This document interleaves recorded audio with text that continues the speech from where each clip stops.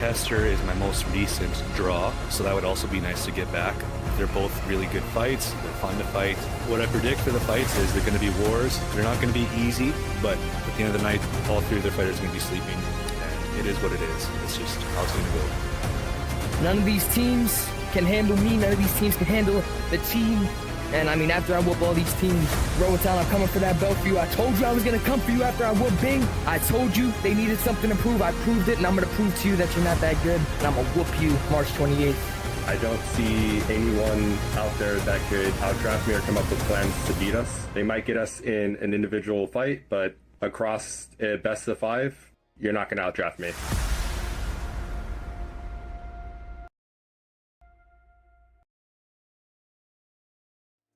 Welcome everybody to UBAE week 2, day 2. We have team action for y'all back to back. Well, the first matchup will be Team Muds. I was about to say UBAE Muds, but Team Muds versus Ring Reapers. And then after that will be Team Ragtags versus Team 5 Grade Kage versus the 5 Grade Kage. So make sure y'all stay tuned for that, ladies and gentlemen. That will be taking place 1 hour from now, though. We will be starting with match 1, which is Team Muds versus Team Ring Reapers. I'm your host, Winner HP, and I'm here with Blu-ray and Vody. Gentlemen, how are we feeling today? Okay, fair warning, I will have to leave later because I gotta Oh fight my in god, he's ringside. underwater. I'm glad to be The here stream for the has time being.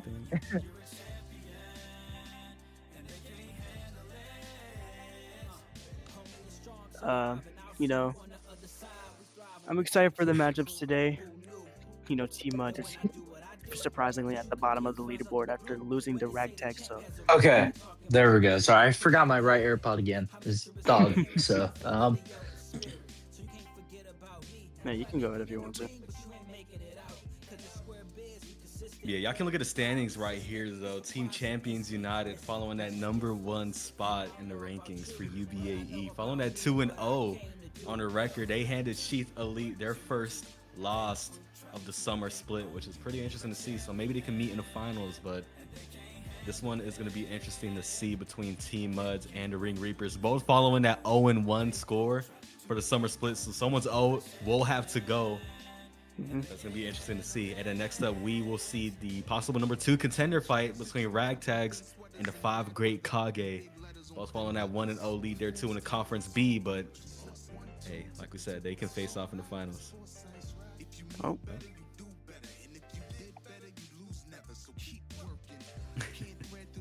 yeah. Yeah, I'm excited for Team Muds and the Ring Reapers. Yeah. Like I was saying earlier about Team Muds, they lost to Ragtags by a very big margin. And considering they had very elite picks back in, season 1, I'm really interested to see how they can come back this matchup against Reapers, who is owned by Slove, and I believe is their team rep for today.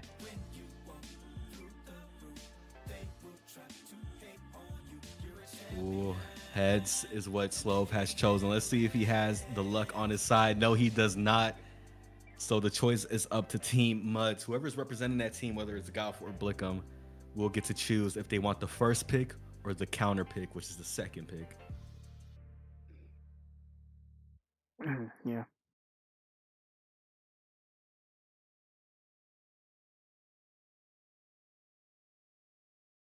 That's going to be interesting to see, though. No, knowing the Muds, though, I can see them going for that second pick. I mean, going for the second pick automatically is probably the best choices you can do because you can anticipate their first pick, what they want to put in there first, and then you can counter. Rather than just throwing somebody in there, then they get countered by another fighter. But Yeah, Muds was known back in season 1 for having very great counters for the majority of the season. and also on their roster, they have Chosen One, Pablo, and Tynado with Jordan on the bench. And for the Ring Reapers, they have Yiz, Dragon, and Logan with Yao and Jito on the bench. But we all do know the rules. If any backups were to come in, that's an automatic 1-match loss taken. But here are the team rosters.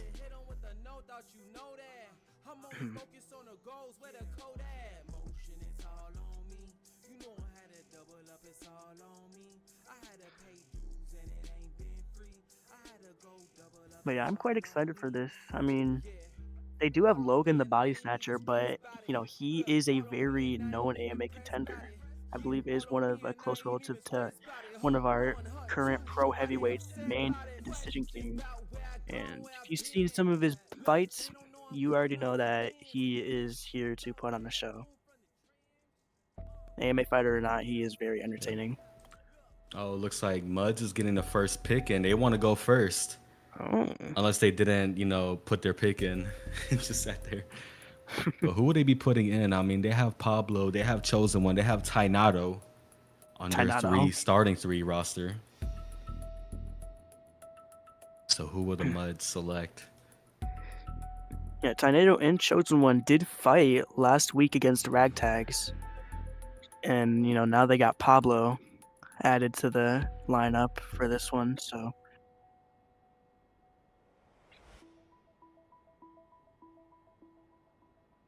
And Pablo did just fight last night on UBA Fight Night 29. I believe lost to Clint Steele. Yeah, he did. He lost to Clint Steele, but he came in and showed an improved style that he's been working on. So, it's very fitting with Team Muds because Pablo's been training with Tornado and Blickham. Oh, yeah, Blickham is definitely. He's been in that lab. Yeah, training with Tornado and Blickham is something you would really want to do. Tornado, they pick Tornado, Tornado has that movement that can really just mess you up. And the pick is in. Golf has selected Pablo to come in. Holy Zablo to be the first fighter to kick off the match between Team Muds and the Ring Reapers. But the question is, and now we're gonna take it to.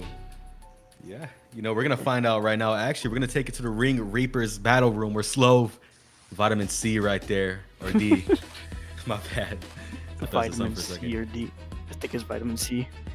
Make sure you go get I'm really interested in who they're gonna put up against Pablo here.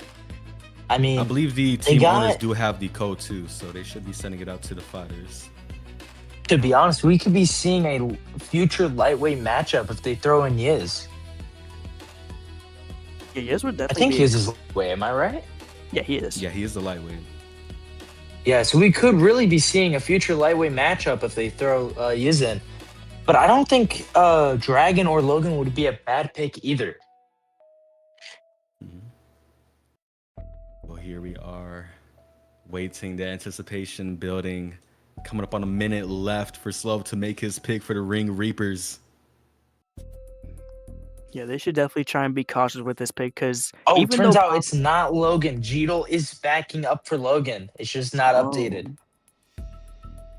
Is that a loss? Slove has put his pick in. He has selected Dragon to come in to represent the Ring Reapers to go up against Pablo to kick off the first match between both of these teams. Like we said, someone's O will have to go because both of these teams are following that 0-1 record. This could be their shot at the #1 ranking at the B conference. Not A, B. I mean, hey, they have to. Oh, you go. Oh, no, I was going to say, both fighters do have the code, so they will be loading up very, very soon to get this match started between Pablo and Dragon. What were you going to say? I was going to say, I mean, I'm part of the B conference as well, so if they could beat the Kaze, the 5 great Kaze, maybe, but we're going to try to hold on top to that spot.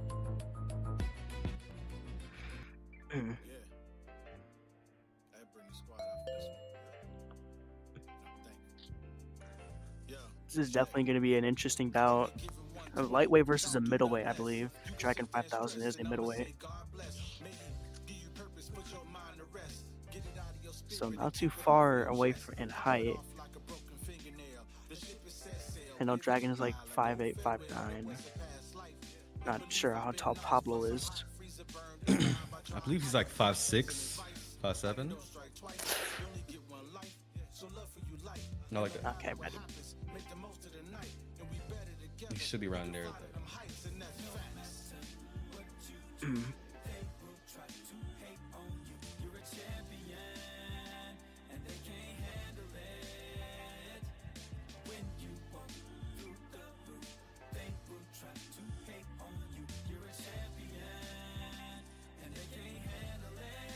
Is it too late to put you in? Yes.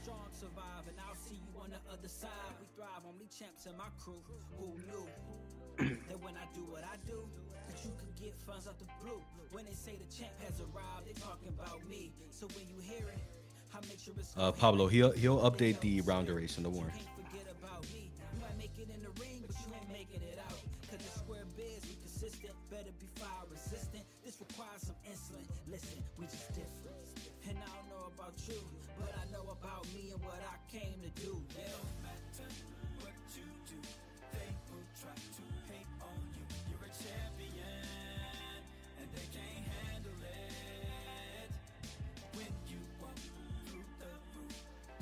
All right, my bad, guys. We're back. Yeah, make sure I join up discord.gg/UBA or visit the UBAesports.com website to see everything, schedule, ranking, upcoming matches, everything.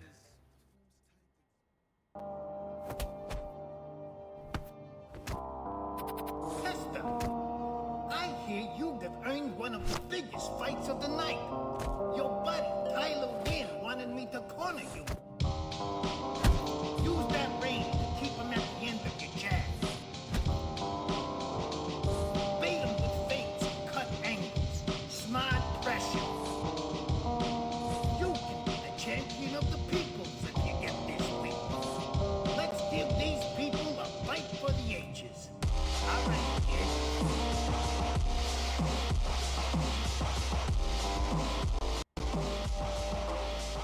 All right, guys. I'm out for now. Oh, well, here we are in the ring. I believe Pablo is coming out in the red corner. 10 seconds out. Well, that, yeah, Pablo is coming out. Pablo in the blue corner with the Puma gear. Dragon in the black with the gold shoes, sporting the bald head. Round 1 with 3 minutes on the clock. Ooh.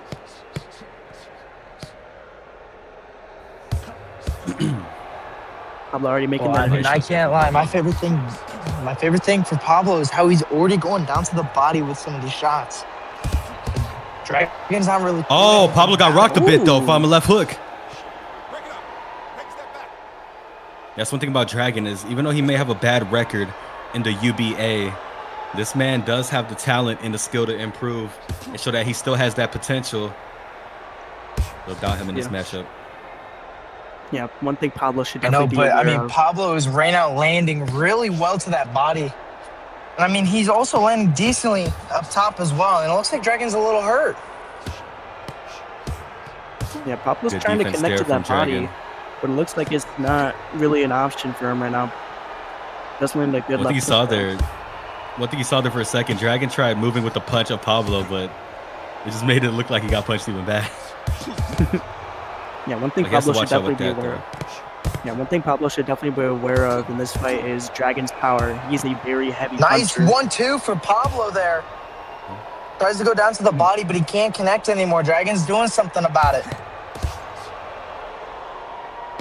It's like what you said too, Blu-ray. He does have that power, especially in his right cross. That's been one of his signature punches, and I've seen this man drop many fighters with that right cross, especially.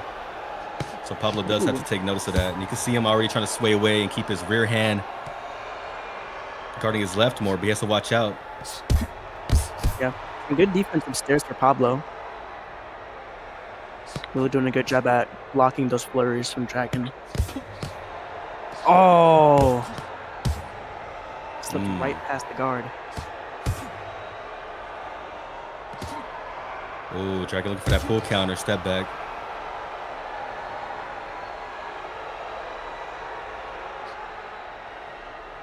Ooh, mate.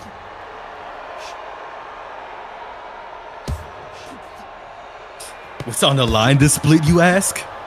$500 USD for all of these teams to take. If the winner, I mean, not for all of these teams. You know, there's only going to be one winner to come out between all of these 8 teams. But that is $500 coming out this split. So these teams will have to fight. You know, that spring split, it was okay to take some losses. But for the summer split, you're going to have to actually lock in and carry the lead here. And Pablo is starting to piece up Dragon. If you're the Muds, this is exactly what you want to see come out. To get rid of that 0-1 record on the team, that stain that could possibly hold them back from touching that $500 prize pool. Oh. Yeah, those controllers are not looking good for Dragon. They keep disconnecting from time to time. Round 1 down, 3 minutes down. Gentlemen, what are we thinking about this matchup so far? You can go ahead, Brody. I'm currently in my car, so Oh, okay. Alright.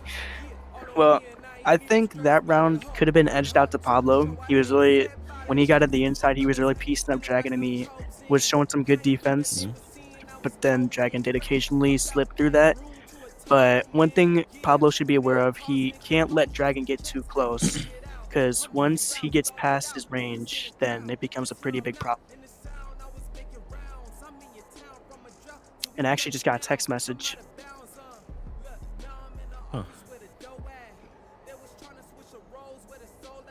The last few seconds of the round break before both of these gentlemen get up in there and get ready. Seconds out. Dragon in the red corner with the black shorts, all bald, and Pablo with the Puma black, in case you forgot. Round 2, here we go. 3 minutes on the clock. These are 3-minute rounds. Oh, that's what I was just talking about. Can't let Dragon get close. Starting to piece them up on the inside now. Oh, ran right into that left hook.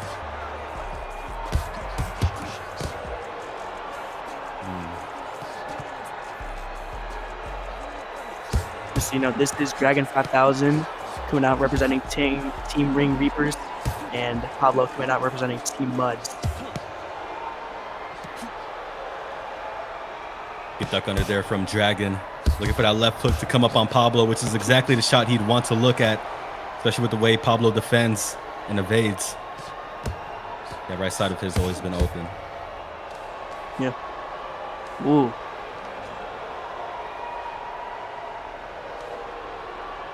Dragon kind of staying in the middle of the ring.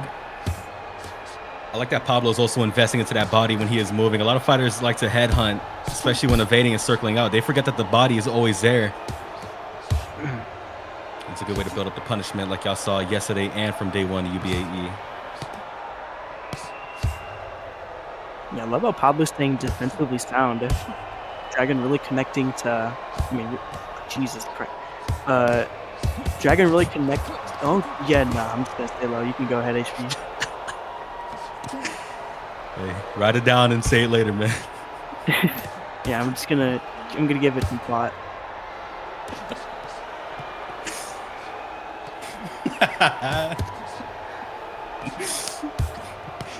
the dog. Coming up on the halfway point of round 2 here. 1 minute and 30 seconds. So far, this is looking like it could potentially be Pablo's round, but Dragon has been really active on the front foot. Oh, no. Uh-oh. Mannequin challenge here. Oh, this is like a good pose saying, from Pablo, though. He looks like he's taking a little photo shoot. Yeah, like I was saying, Pablo is staying very defensively sound. Dragon is really struggling to connect when he's at his range. The winner is But this hit the die. Oh, Oh, game switched. his game. Yep. Well, just to keep y'all updated, round 1 was Pablo's by 10-9. So that is something to see. And round 2 was kind of looking like it was going to be Pablo's as well there too. Just right before that, you know, the game switching for him. He was up on damage, I believe. But it is still a shame though. And that really messed with the flow because it was on the halfway point of round 2. But it will be a 3rd round restart. I believe the 2nd round will be in favor of Dragon due to Pablo having to go from his game switching beyond the halfway point of round 2. So, both fighters. Yeah, so it's 1-1 so far, 10-9 to 10-9. Even though the game bug is not your fault, it is still breaking up the flow and giving up some time, especially because Pablo would have to update to go to PTC. From going to live to PTC, and especially that it was around the halfway point of round 2. So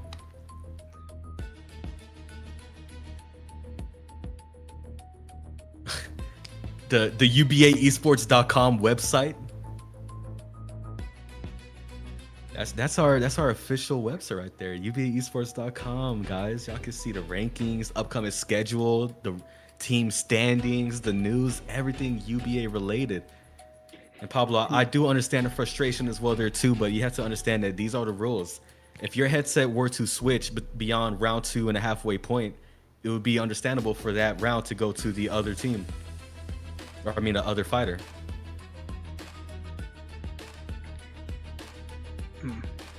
Yeah, you took round 1. Why restart? It's beyond a halfway point of round 2. And it's also that you're taking 5 to 7 minutes to switch over from live to PTC.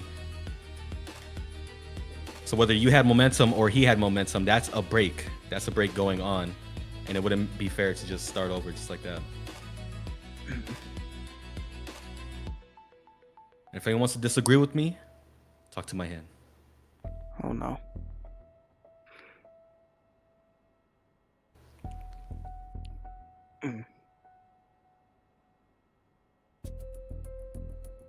I'm playing.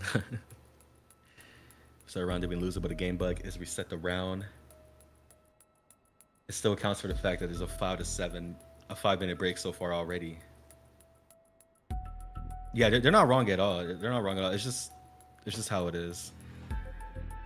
You know, Castle, I gotta ask, how much VC did that little LED panel right there cost? Oh, was it all Jester's doing? Read my... Oh, never mind. Wrong broadcast.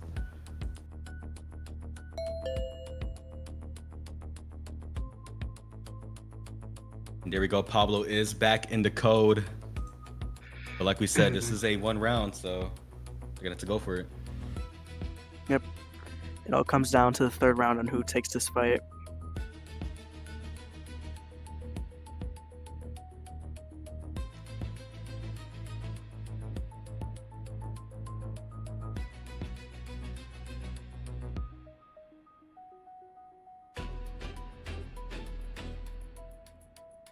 Yep.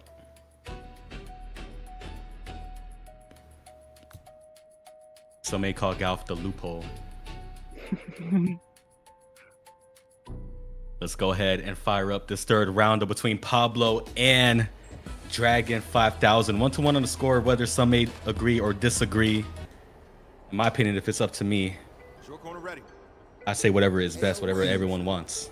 Okay, ready? Dragon coming out in the red corner, and Pablo Let's coming go ahead out. and fire it up 3 minutes. Oh, good jab to the guard from Pablo. Went right downstairs to the body. Oh, here comes Dragon. That's where Pablo has to be careful too, though, trading with Dragon. I see Pablo more as a rangy fighter, a counterpuncher, than a trader. Yeah, needs to work on outboxing Dragon more rather than going toe-to-toe with him, because that could be very risky on his end. Good body work from Pablo, whether to building up that damage to make that scorecard show that it's him. Ooh.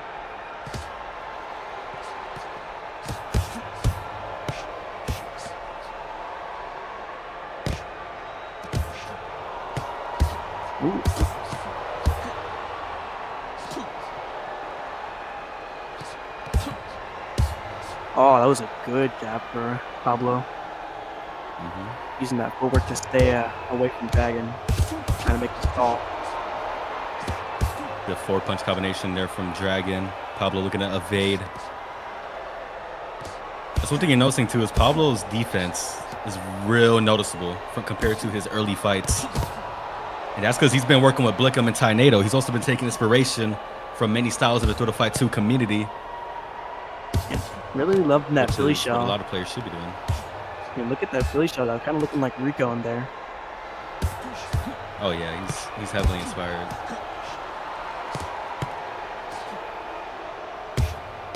Dragon for that left hook, but coming up short.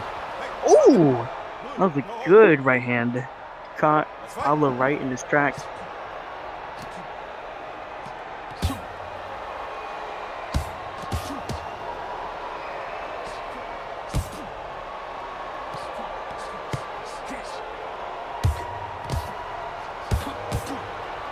These numbers are adding up really well for Pablo. Dragon looks like he might go down. Yep. He's starting to see that gray, and the way that Pablo is going to that body. Yup, right Oh there. yeah. That was a clean body shot from Pablo, though. Hold on. Yeah, and he's hyped. Really putting his all into there. Look at that. Boom. Box on. Oof. Good body shot. Oh man. Oh, Dragon looking to return it, though. Pablo has to watch out. Even in this small Oh. room scale, Pablo needs to continue to use that footwork. Let's fight. Can't let Dragon get overzealous like that. And get rewarded for it. This is good for Pablo, though. Just keep backing up. Keep backing up. Ooh, Oh. what a fight, though. Hold on. Pablo's hyped. Ladies and gentlemen. T-Mud's following 1-0 on the score so far up against the Ring Reapers. That was a great take fight, it. man. To the battle room right here. Who will Sloth put back in there? Who will he put Jito? Will he grab Yiz? We'll be finding out in a few short moments. In my opinion, I think Yiz would be a safer option because Galf still does have Tornado and Chosen One to pick from. And Jito is not a bad pick either, but against someone, you know, like Chosen One and Tornado, he will definitely show some very major struggles. Man, what a fight there. Very technical too. And when Dragon started to tee off got on that, you know, just started to overwhelm Pablo, that's where he really started to shine. Sloth wasting no time and putting Yiz in there to represent Team Ring Reapers. Fighter already joined up in the lobby, locked and loaded. He is ready to get in there, but we're gonna go ahead and take it to Team Muds to see who exactly will Galf put in there. Yeah, Yiz is definitely not a bad pick at all. It's probably like his best option right now, especially against Team Muds.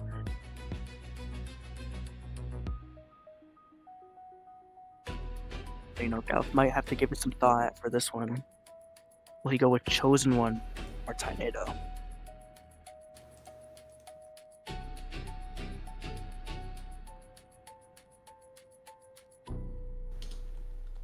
I was posting live updates in case any of y'all want to see the fight, the play-by-play pictures, photography.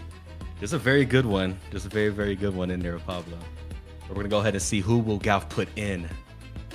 A minute left. You know, a lot of coaches sometimes don't take advantage of the full 10 minutes and go for a last second pick. Yeah. You know, they go for such a long time that, you know, they may think No. that they're gonna make you do a mandatory matchup. But they just get these last second picks. PSA 6 Galf card, bro. HP, you can get my PSA 1 Galf. I'm good. We're gonna go ahead and wait to see who will the Muds put in and pick to get in there. I want Maki. Maki's assistant. Too slow avoid, got it. Okay, I'm Wait. banning him. Maki's assistant. Didn't know Maki had a maid.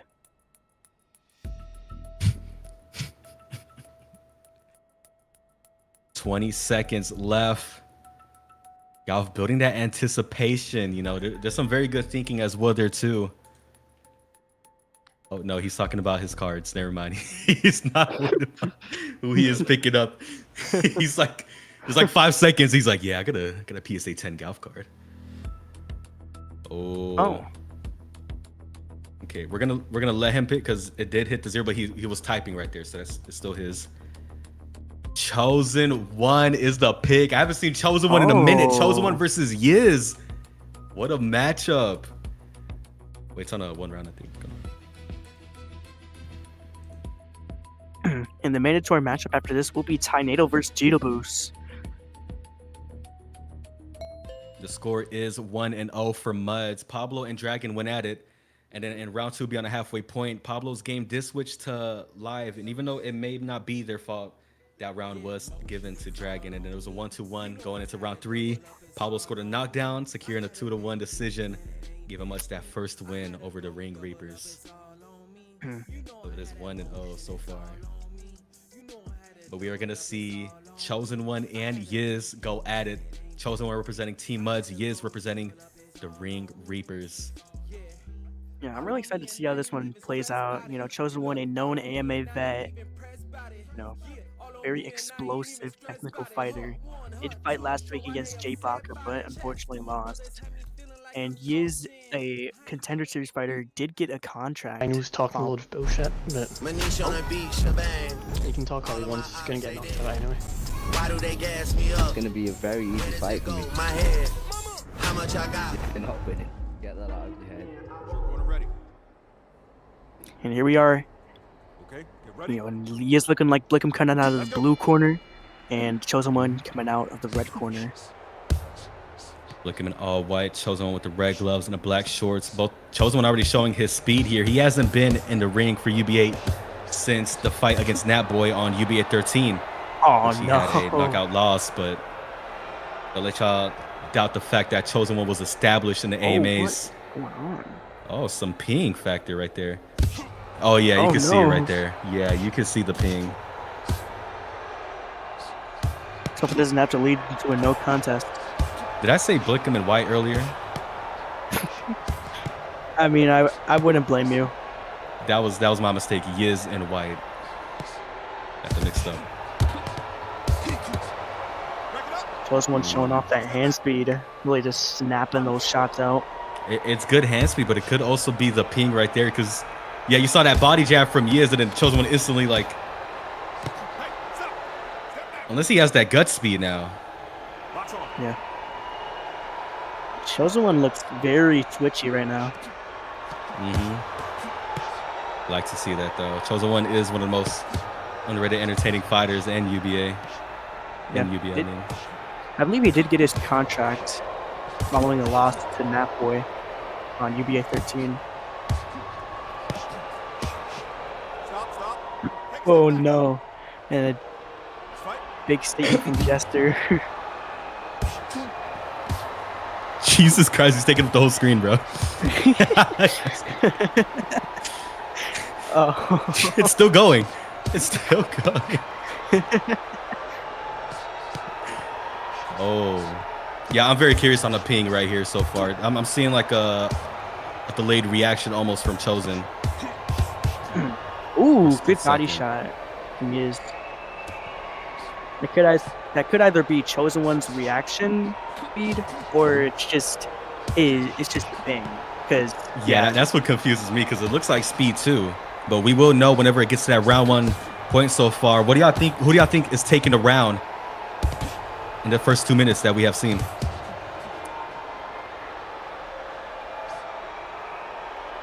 it's hard to tell like if it's laggy or not, because Chosen One is just such a fast fighter. You really can't tell if there's high ping or not, Let's go. unless someone points it out.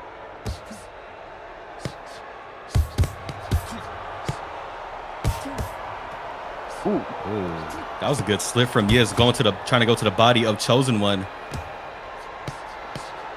Yeah, he is being very technical here. On paper, this is a fight that Yiz could have high success in, seeing that the way he fights versus how Chosen One fights, Yiz will look to counter that. But Chosen One has an amazing team behind him that could let him adapt and give him the advice he needs to take this win in. 1 round down so far. Gentlemen, what are we feeling?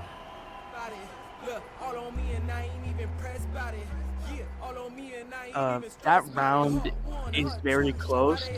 Chosen One was landing a lot, but Yiz was just having those picture-perfect counters, making sure Chosen One didn't get overzealous. So I could give the edge to Yiz, in my opinion, for round 1.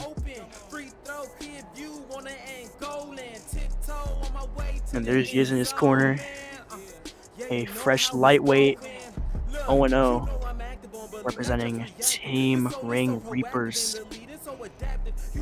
And, depending on how he continues the pace, this could be a win for Ring Reapers. But then we also have the mandatory bout after this. God, I already forgot.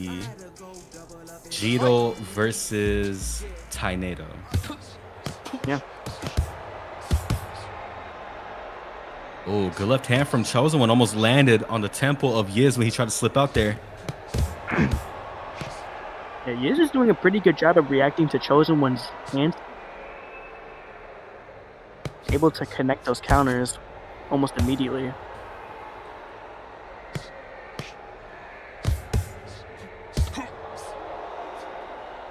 Chosen One looking for that right cross to come in and try to time Yiz every time he goes to the body. Yep, right there, but Chosen One gets hurt in return. They both traded off. Good footwork from Yiz.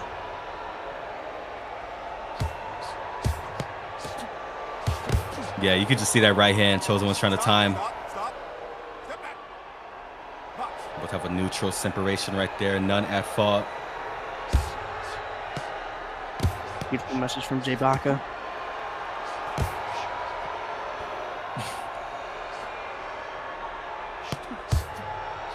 Just joining us tonight for UBAE, we have Chosen One coming out in the black shorts with the white stripe, and Yiz coming out in the white shorts with the white stripe.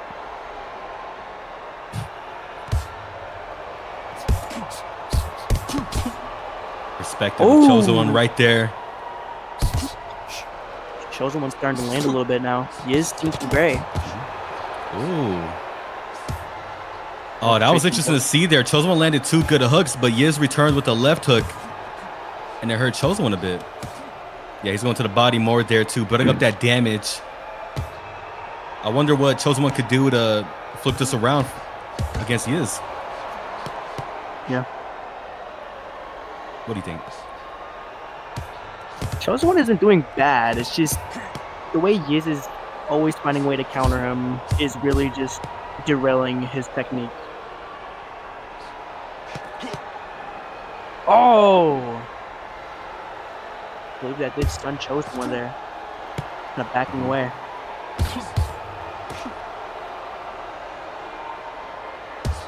One thing Yiz is doing good is working his straights. You know, jabbing to the body, using his movement and range to get up out of there and use some feints. Because one thing you're seeing Chosen do is he opens up. He tries to time with the right cross on Yiz, and then he also opens up with hooks. I think if Chosen want to work in some more jabs or straights, he could have more success in finding his shots. Especially on a fighter that is working with you on range. You got to time him coming in. Yeah, Yiz is really using his reach to loop around the guard of Chosen One. And Chosen One is hurt bad in this second round. 10 seconds left. Oh. Chosen One returns. Not having a reaction, though, on Yiz. What a round. Wow. I would definitely... Many might say that 2 rounds are going to Yiz so far. Yeah. Yeah, I would definitely give that to Yiz. Chosen One had his moments in that second round, but I don't think it was enough to, you know, shut down Yiz. You know, Yiz is doing good. I mean, especially against such a spectacular AMA fighter and a newly contracted pro like Chosen One, who is just an absolute powerhouse. Like, in terms of speed and even power, Chosen One does have the power in his division. You know, he's doing very good. Could even pick up the dub for Ring Reapers.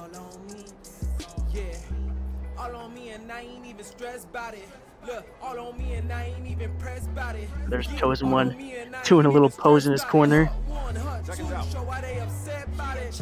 The third round and final round coming up, though, between both of these gentlemen. So far, it's looking like Yiz might bring the even scorecard 1-1 between both teams, but could Chosen One come back and secure a comeback TKO in the third, making it 2-0 for Muds in the summer split.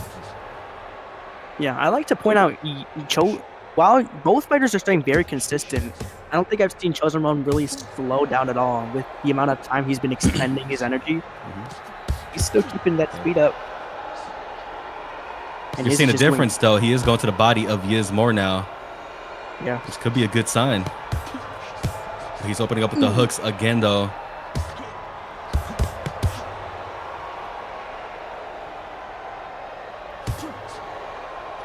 Oh, what a jab for Yiz.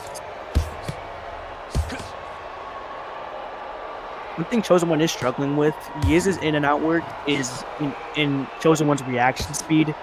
It's really making him struggle. Yiz is doing really well with that footwork. making sure Chosen One doesn't get any response shots. Oh, good left hook there from Yiz too.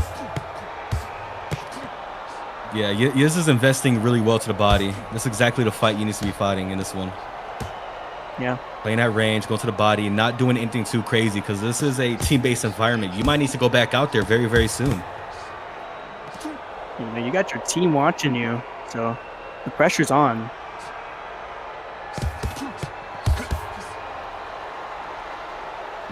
Good attempt there from Chosen One, looking for that body cross, returning up top with the left hook. Almost landed on Yiz.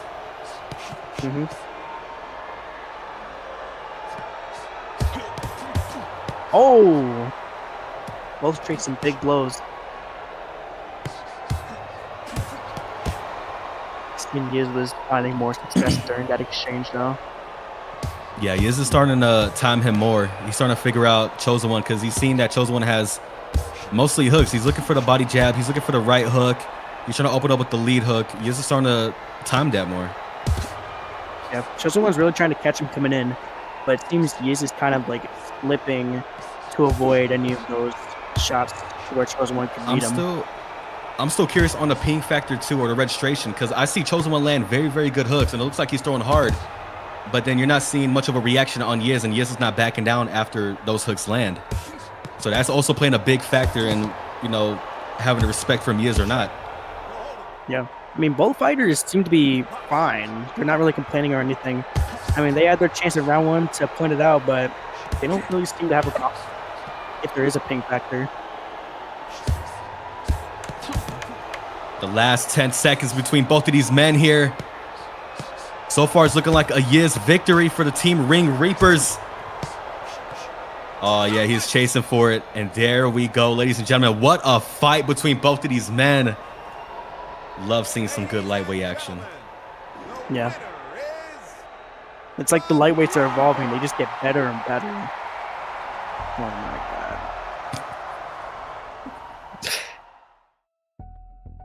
And we take it to the battle room with Team Muds. The score is 1-1 between both of these teams, and it is a mandatory bout between Tainado and Jito Boost. The former lightweight champion in Tainado.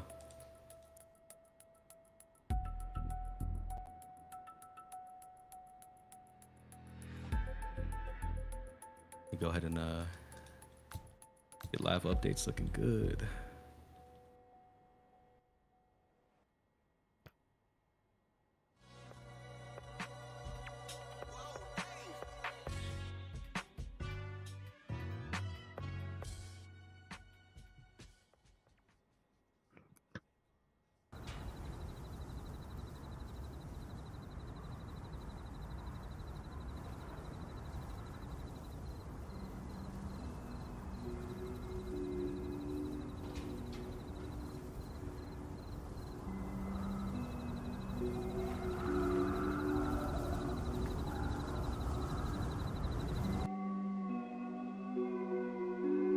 August 29th. I wonder what that could be.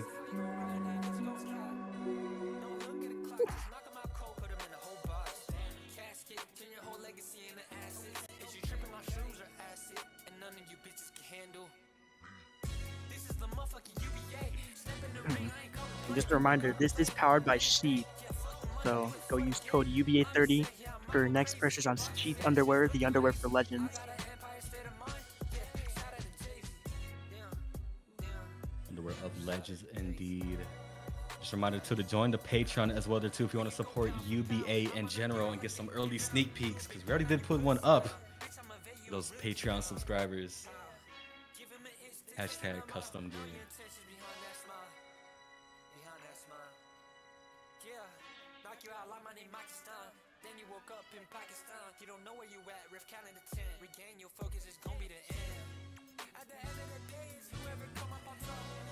That's mine.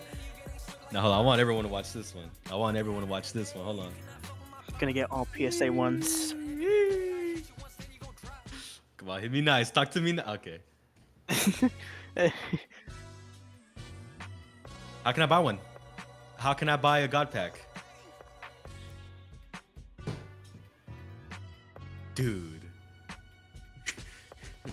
You better drop a Yeah. goddamn God bucks right now. HP, you don't. Ooh. No. Castle, don't drop one. HP doesn't deserve special treatment. Yeah. He doesn't. Yeah, deserve just a quick special reminder treatment. though, guys. If y'all want to see the photographs from Final 29 and today's UBAE, this will be going on every time there's an event here. Go ahead and check that out if you want to see the pictures from Pablo versus Dragon or Yiz versus Chosen One. I'm ready. Got him. Dude, I didn't know you couldn't buy God boxes. I was legit about to waste all of my VC. Oh, and my controller's bugged out. Too slow, Pablo got it. Pablo, I hate you. But yeah, we are waiting on Tornado to join up, guys. Jito is in the code. We'll give it a few more seconds.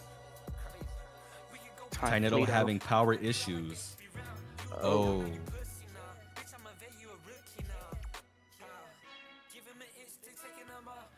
I'm feeling Uniet. Lineate, not Uniet. It's all good, though. It's unfortunate when things happen, though.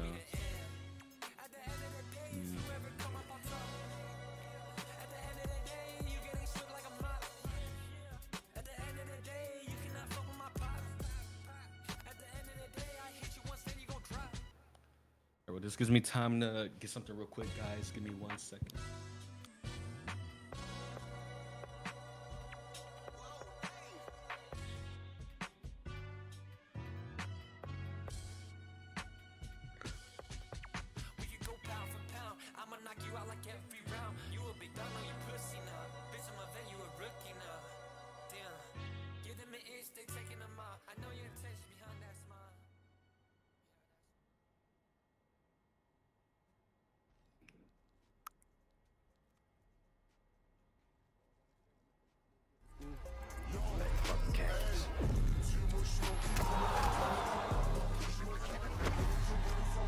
Round 3, TKO.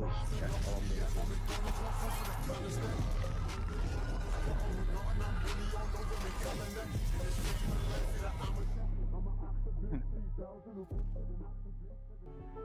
For years, career-ending injuries have forced athletes to walk away too soon. But not anymore. Introducing the GRX Regen Pen, a rapid response regenerative solution. It's designed for accelerated muscle and tissue repair. Galf Biomedical, redefining human limits.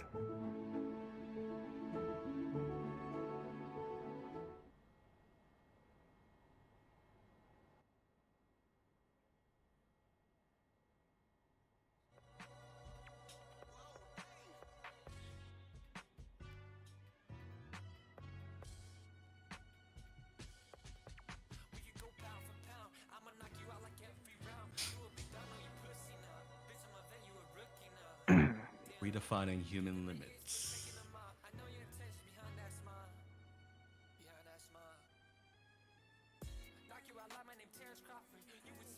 And that is it, ladies and gentlemen.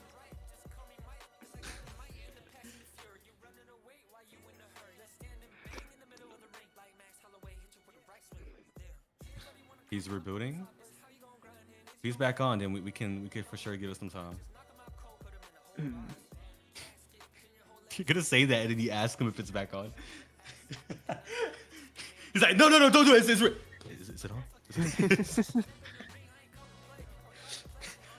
it good?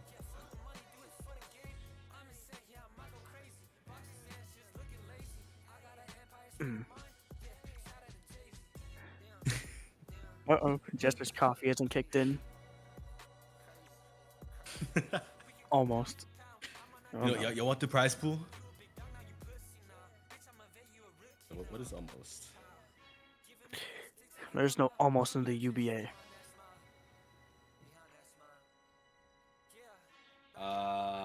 Unfortunate turn of events there. Unfortunate. It is 2-1 in favor of the Reapers just because Tornado could not make it in time for his team. One unfortunate turn of events. We're gonna go ahead and take it to the battle room with Galf, because even though the cycle did reset, hypothetically, if Tynado's all good now, he could put him back in. But let's go ahead and see who he will be putting in for Team Muds. Oh yeah, it's Reapers. It's Reapers pick, not Galf. My apologies there, mister. Slove, though, understanding that it was his time, he go ahead and selected Yiz to go up in there for Ring Reapers. He is banking on the fact that Yiz can shut this down and put that final nail in the coffin.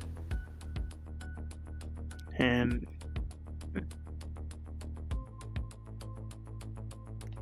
Team Muds can choose from Chosen One or Pablo.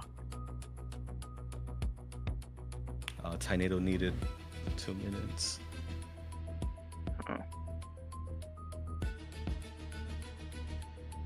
As long as he is ready. It's just he was given around 4 minutes, or was it 3 before? Oof. Yeah, Pablo Yiz would be a good fight, though. I'm not gonna lie. But we will be seeing who will the Muds put in. I believe that is Yiz. Oh, give me. And a question for y'all too, while y'all are getting this job, who would y'all put in against Yiz? You have chosen Pablo Tornado. What would y'all guys do? I think I put in HP. You just want to win it all, huh?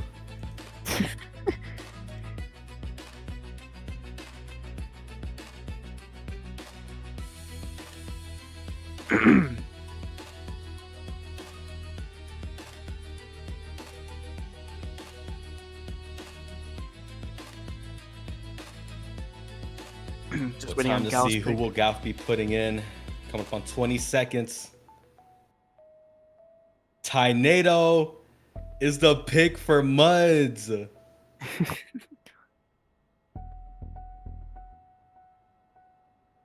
Let's hope his power's back on. Did Jay Baca check the backup stuff? Because if he was out for this week, then I don't know if he could. If he didn't check the backup stuff either as well. And if he had to go in, that would also be a match loss, I believe. Oh, he's out? Okay, yeah, he's out.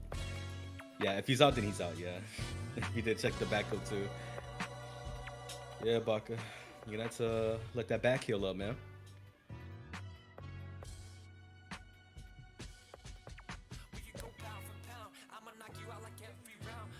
Yeah, we are going to be seeing Tornado versus Yiz coming up next. Can Yiz bring that final nail in the coffin to move Muds to 0-2 and then move forward to 1-1? Or will the Muds go 1-1? Make the Reapers go 0-2.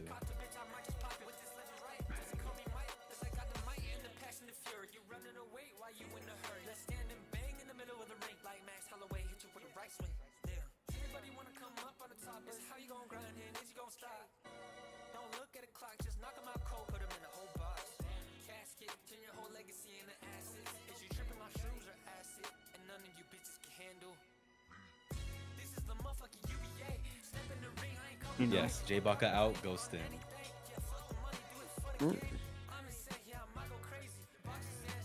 Make sure you guys watch out too, because after this matchup, after Reapers versus Muds, we do have the 5 Great Kage versus Team Ragtags. Both pulling in very good lineups that could lead to a very technical matchup and very entertaining.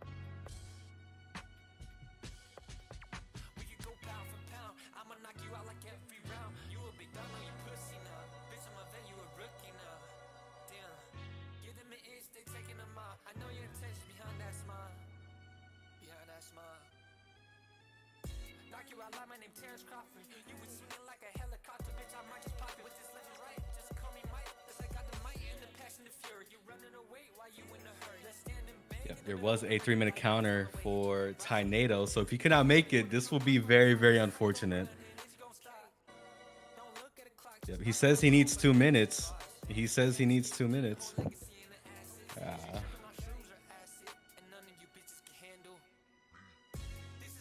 Oh.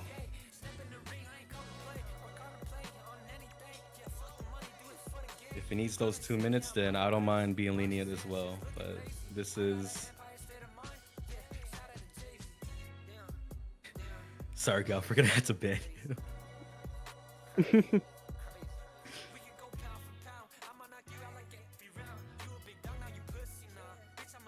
Who made this song? Capriski made this one right here.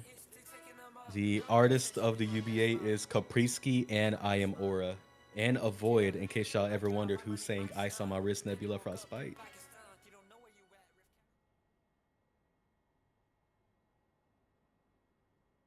That's my favorite one to use during broadcasts. Maki song.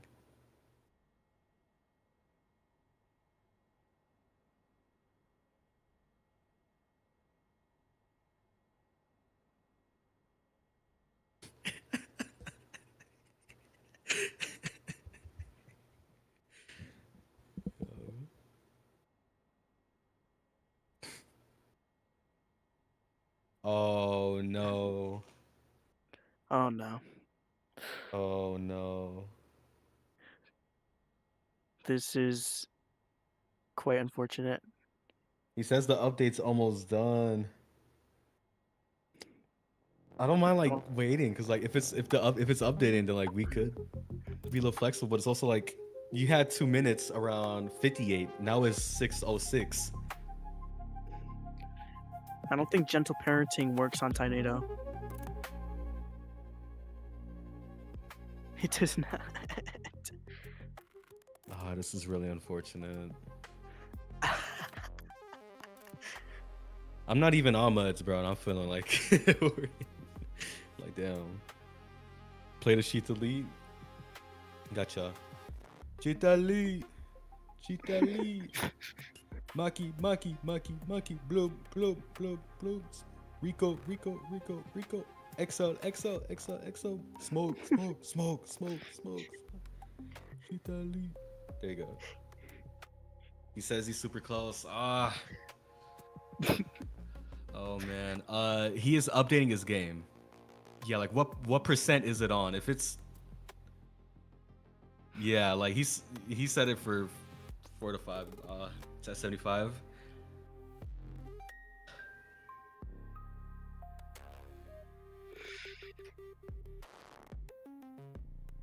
Pablo's not gonna be happy. Yeah, Pablo is not happy.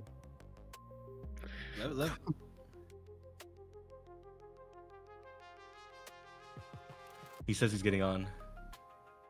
He'll nah, is what Tornado says. I'm not gonna lie, if it's up to me, I would say let it go, but rules are rules. It's what. Okay, it's what I would.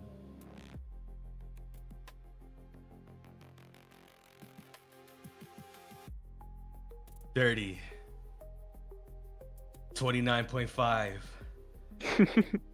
29. I'm gonna give you to the. Gonna give you to the count of 3. He's gonna have to join this code. 1, 2, 2.5, 2 There's 3/4. 15 seconds. 1. 15. He gave him the wrong 14. code. Oh, he's in. Before the 15-second count, there was like 5 seconds left, I think, or 4. But he just joined around that mark. But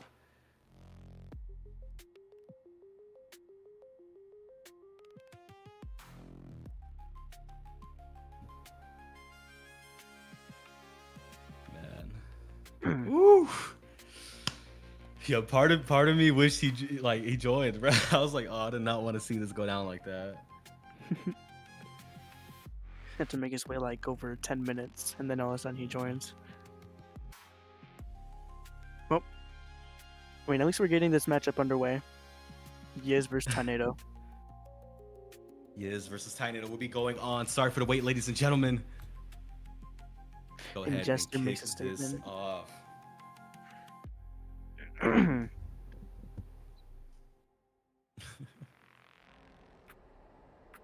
Here we go. We are Tornado in the red corner with the gold shorts representing Team Muds. Yiz in the blue corner with the all-white kit representing the Team Ring Reapers. Reapers up 2-1 against Muds. Here we go, 3 minutes on the clock. Round 1. These are 3-minute rounds. The former lightweight champion in Tornado, the top 3 middleweight, and a debuting fighter in Yiz who just got his contract and joined the pro roster a couple weeks ago. Ooh. Kind of just smothering each other already from the start. We're trying to cut angles.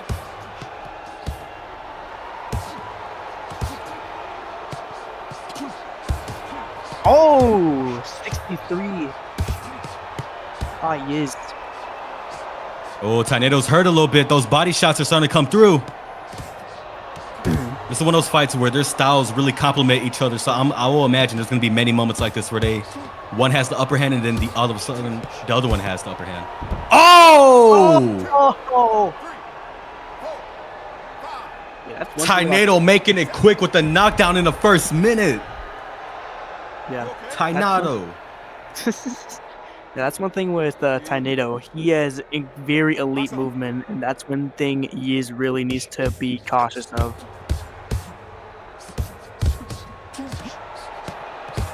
That also makes it pretty hard to land on Tornado. I mean, I sparred Tornado multiple times, and I really struggled to connect on him. Oh, that right hand going through for Yiz through the guard of Tornado. Landed right on his chin. Tornado was having good momentum there with the volume. Let's watch out with that left hook of Yiz. Then he rocks him with it. Oh. It's that left hook of Yiz. It's starting to go through. He's investing with the body and then going up top. But Tornado's shaking his head. Either telling him it's not going to happen or he's complaining about something to fight. I like to assume that it will be the first one. Telling him, nah, you're not going to take this. Because Tornado has pressure on his shoulders, whether it's on him or not. His team needs this. You know, since his advancement to middleweight, Tornado has been looking very clean. I'd argue that he's probably like one of the top 3 middleweights in the UBA at the moment. He is ranked up there in the current rankings. Yeah. The EF Tornado. And just a reminder, he didn't lose his belt in a fight. He had to vacate it for a champion in a recession when he could not fight and defend his title against John, I believe, back on Fight Night 26 or 25. So he really hasn't lost. Oh, okay, 27. But he's getting rocked again by Yiz here. Yep. Good jab right there, and Yiz times him. Timing the movement of Tornado. He kind of knew he was going to go circle back. I probably see the replay coming up very, very soon. Yeah. Yiz timed his movement right there. He caught him with that left hook, which was the shot that Yiz has been landing from the start of the fight. So yeah, Tornado circled out here. And he was going to go back and then boom. Yep, left hook. It was a left to the right and then another left to follow up. And that left was the one that put him down. I mean, I really do not what know a first who round. took that round. Yeah, I don't know who took it. I genuinely do not know. Tornado had the first half. You know, he was using his footwork to cut off the angles. But then after that knockdown, Yiz just started throwing right back. Yeah, I would lean towards Yiz in terms of the body shots he's been sneaking in, and he's had Tornado more stunned in his round. But I would say the damage difference, I would assume that this would be 100 or less because they had very, very even moments. I don't think this would be a clear blowout in damage. So I might edge this one for Yiz right here. But here's round 2, 3 minutes on the clock. Can Tornado return the action to Yiz? He is battle tested and experienced in this community and trains in real life, so you best believe he might do it, especially with an amazing team behind him in Muds. Not bias.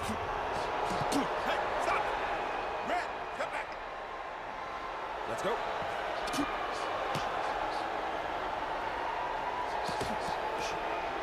Break it up. Take a step back. 2 separations so far. The first 30 seconds of round 2. Good circling there from Tornado. Hey, stop. No holding. Another clinch. Kind of keeps running into each other. No holding. Another one. Let's go. These are mostly mutual clinches. And it's gonna keep crashing into each other. Stop, stop. No holding. Oh man, another one. Box on.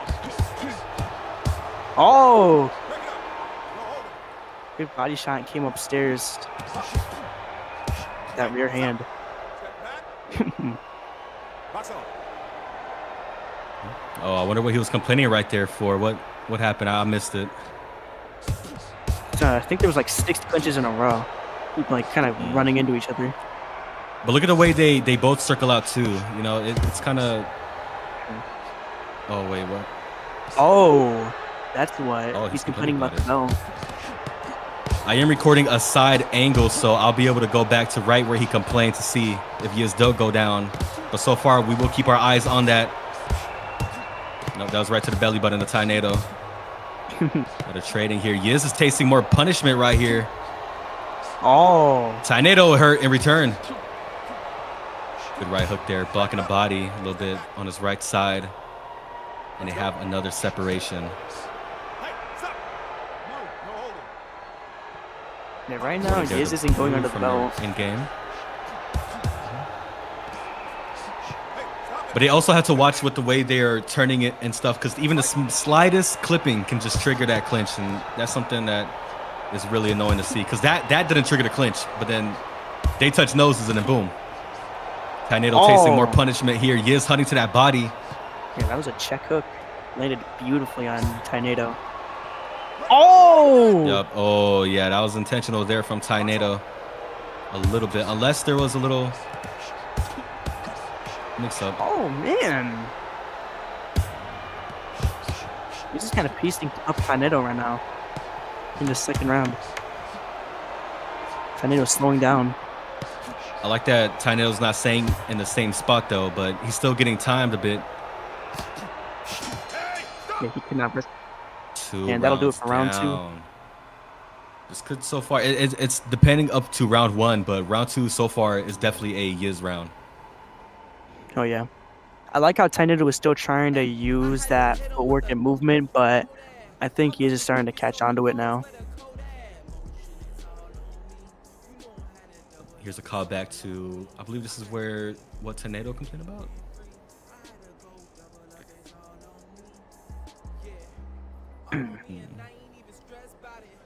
Good little tuck there. Not sure if that was below the belt. Like the angle, I can't really tell based on the angle. Yeah, there's nothing fouling there or rule breaking there. The crowd is calling for more drops here. The third and final round. 3 minutes on the clock for this one. Oh! Oh!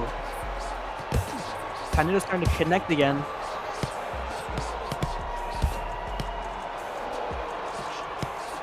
Shaking his head no. Oh, it just came in. There is ping complaints. That's what it was. Let me go ahead and forward this into the stage. Tornado screenshot at the ping and the room scale size. So we will have referees looking at this right now at the moment. But so far, it is the 3rd round, so this could be a little late to bring up in this fight. Ooh, money.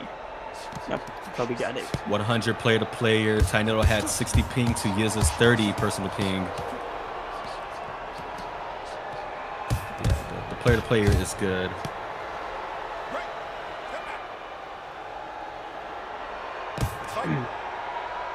Double touch close.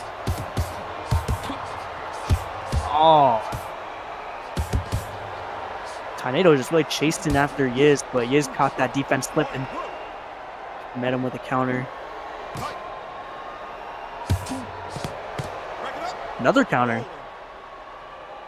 I think it's really just these mutual clinches that are really frustrating Taneda, and I think he's assuming that Yiz is going under the belt.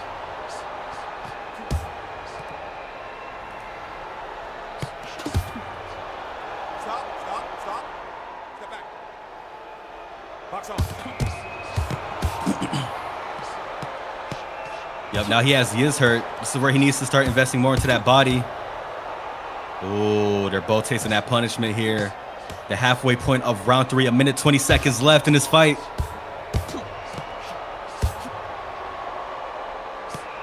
Yep, Yiz is hurt. Oh, this could be a big knockdown. Taneda has to watch out. Taneda has to watch out because that left hook of Yiz has been landing so far. Oh! Oh my goodness! Did he get Taneda with his own. 5, 6, 7, 8. Crowd is Right as I brought up the left, Taneda said, "Watch mine." Boom! Dropped him with it. Let's go. Yep, right there. Those are the little flashes where when they're trading like that, there's always that chance where one of them's going to shoot that left and then boom. Because their styles really complement each other here. Taneda on that movement. Depending on how that first round went, and if Taneda gets another knockdown or not, if he doesn't get the knockdown, this could either be a draw or a close decision for Taneda. Just a reminder, the Team Muds were the spring split winners, taking home $100 in that split. Oh my goodness. It's a draw. I think it's a draw. Yiz is happy. He might have just taken it for his team right there. I think those last 2 rounds. Oh, it's a draw. That's 3-2 for Reapers. That's 3-2 for Reapers. Ring Reapers is your winner for the first matchup. Oh, what an unfortunate turn of events for Muds, but Yiz brings it home, defeating Taneda 28-28. And in case y'all are curious on damage, I will screenshot it for y'all. Y'all got to look at this. Y'all got to look at this. They scored the same damage in this whole fight. 5,344 to 5,344. Oh my goodness. Wow. What? What a fight, though. Yiz and Taneda. That was honestly, like, that's so far my favorite fight of the summer split. I really like their styles, their trading sequences, the timing, their adapting. But Reapers did just take a 3-2 victory over Team Muds, moving them 1-1 and moving Muds 0-2. What an unfortunate turn of events, but we will be back in 5 minutes, though.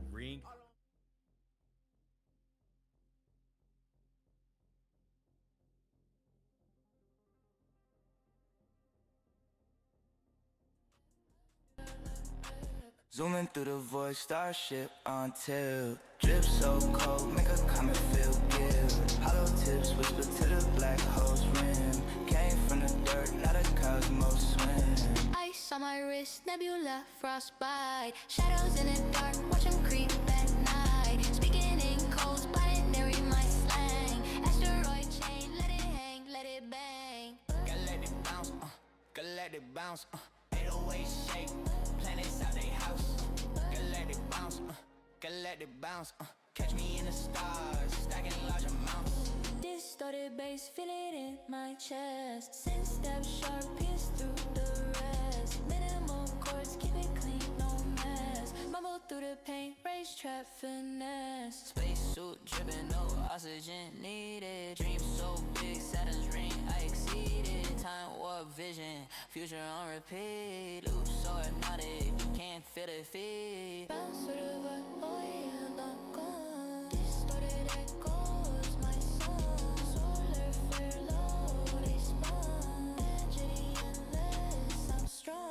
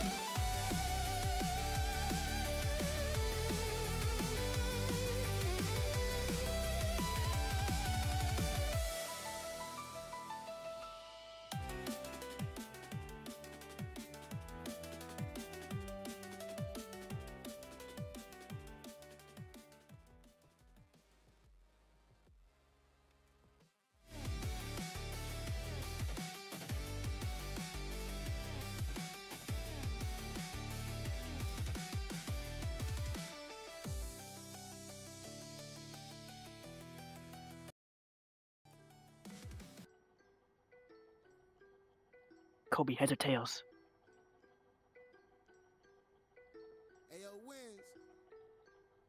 Yeah, motion, it's all on me. You know I had to double up, it's all on me. I had to pay dues, man, it ain't been free. I had to go double up, it's all on me. You know I had that motion, it's all on me. You know I had to double up, it's all Kobe. on me. I had to pay dues, Heads. man, it ain't been free. Today isn't your lucky day. It's all on me. Yeah, all on me and I ain't even stressed about it. Look, all on me and I ain't even pressed about it. Yeah, all on me and I ain't even stressed about it. Hut one, hut two. Jinxed it. I jinxed it. Chats with my brothers had me feeling like I'm chosen. I ain't know that they were seeing I was golden.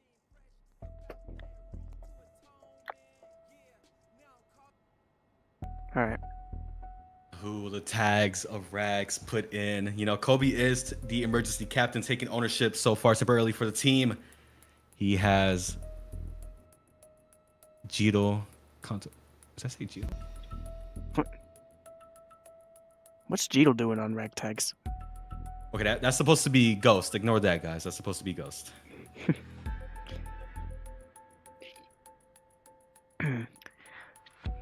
5-Red Kage. They got Jester. They got the man himself. They got the heavyweight champion Bodhi. And they got Tyborg.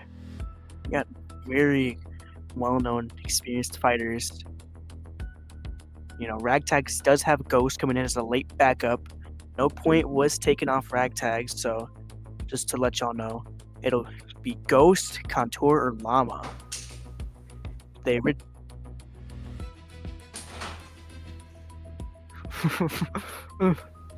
Kobe has picked Contour to represent Team Ragtags to kick off the first match between Ragtags and the 5 Great Kage. Now, I'm going to take it to the Kage room. See, who will Kage select for his team? Because, you know, Blu-ray, this man has a lineup. He has a Tyborg, Bodhi, Jester. Already he has 2 former heavyweight. These are all 3 heavyweights. These are all like the best heavyweights in the game. Yeah, if he picks Jester, we could see a big rematch between Jester and Contour. Contour did used to be on 5-Red Kage back in the spring split, but then did get traded over to Ragtags during the draft. So, they got many good options to pick from. Oh, man. And Kaze has made his pick. He is choosing the one and only Jester. Oh my days, fam. Oh, you see the highlight, you see the outline, you know who it is. This is a big rematch between the two, Jester and Contour. We're supposed to fight last night on Fight Night 29, but Blue was a late backup, so this will be their chance to step back in the ring together. Contour looking to even out their score to 1-1, and Jester looking to secure that lead. These are two great friends and former teammates.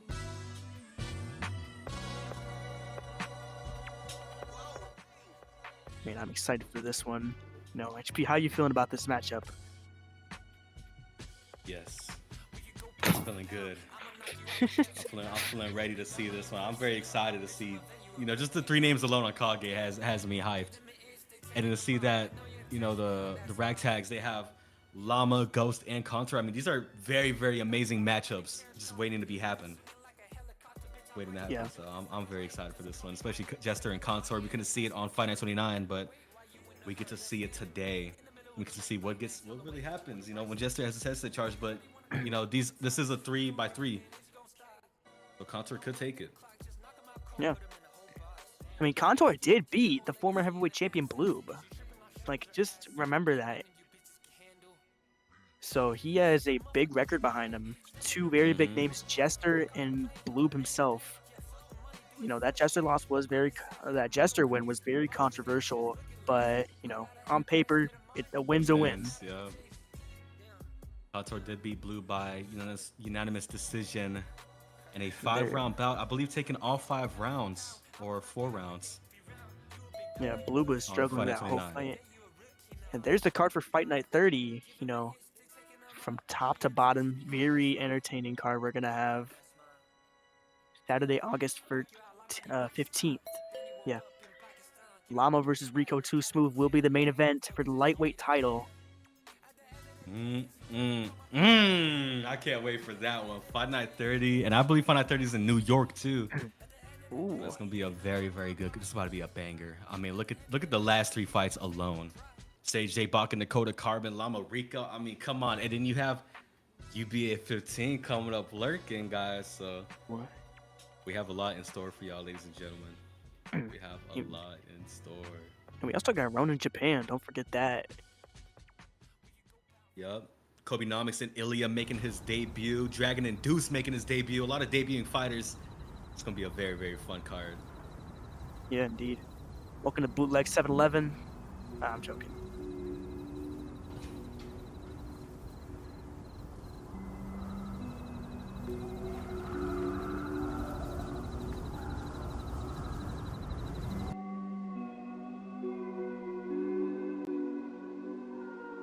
August 29th. Alright, here we are. We're now in the ring with Jester coming out in his iconic green shorts in the red corner, and Contour coming out in the blue corner with the white shorts. Jester representing Team 5 Great Kage, and Contour representing Team Ragtags. This is the first of 3 rounds.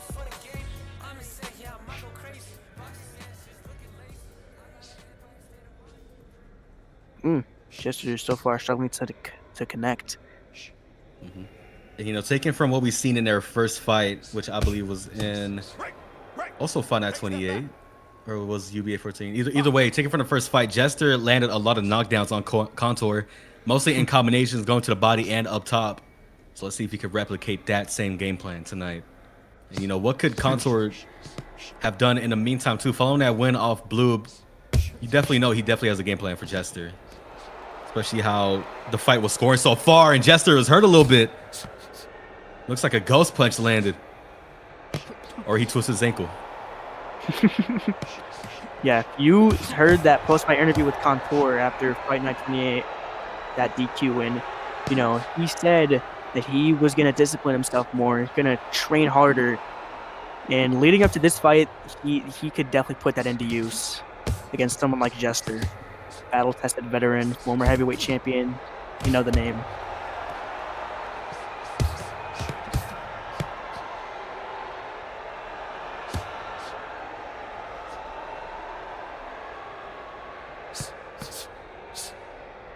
One two cut short there for Jester.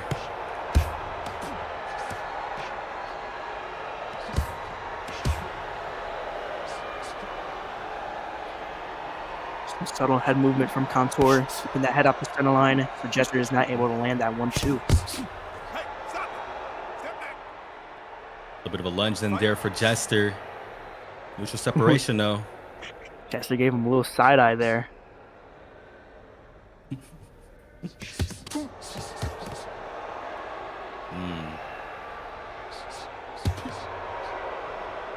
Controlling that left cross at the end of his combination, missing the other punches though.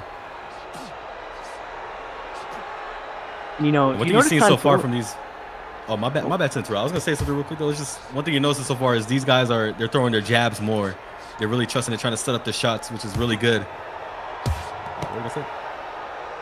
One thing you notice about Contour, you know, it looks like he is the same height as Jester, but don't let that fool you. Contour does fight in a very low stance. You can see his knees kind of bent there.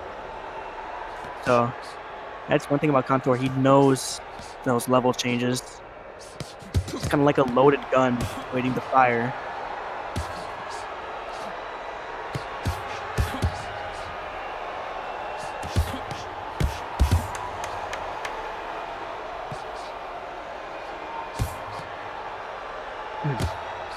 Good jab there from Jester. Contour landing that right hand. So far, we're seeing more activity from Contour, even though Jester is pressing forward. That is round 1 down. What do you take from that? You know, with the early start from Contour, also landing those great counters off the back foot, Jester did have his little small moments, but I don't think it was enough to kind of secure the damage. So I think that's a 10-9 Contour for me.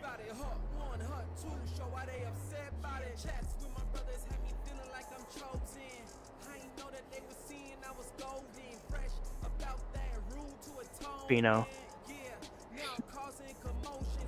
there is always time for Jester to come back, even though it's now a 3-rounder rather than their previous fight where they had a 5-rounder bout.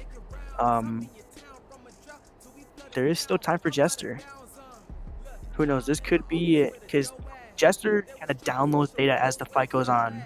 He doesn't really need to win that first round. Okay, ready? So let's see how he approaches the second round technically. Round 2 of 3. 3 minutes on the clock for this one.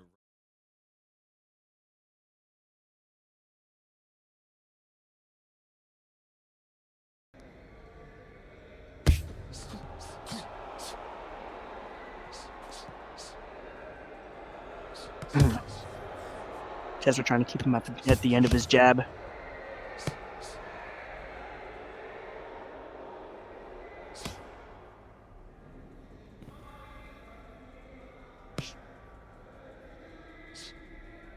Good jabs there from Jester. Contour trying to time Jester coming in with those hooks.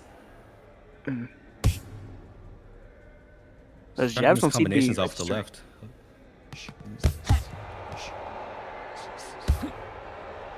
Ooh.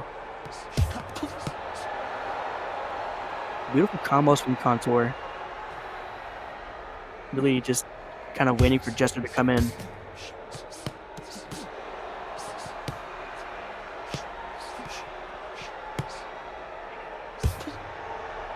Ooh, good jab for Jester. Big power jab. Hey, stop it. Blue, no holding. Fight. Good body shot there from Contour, though, right before the clinch. He's trying to go to the body jab there. Really love the technical pace from both fighters. Break, break. No holding. Box.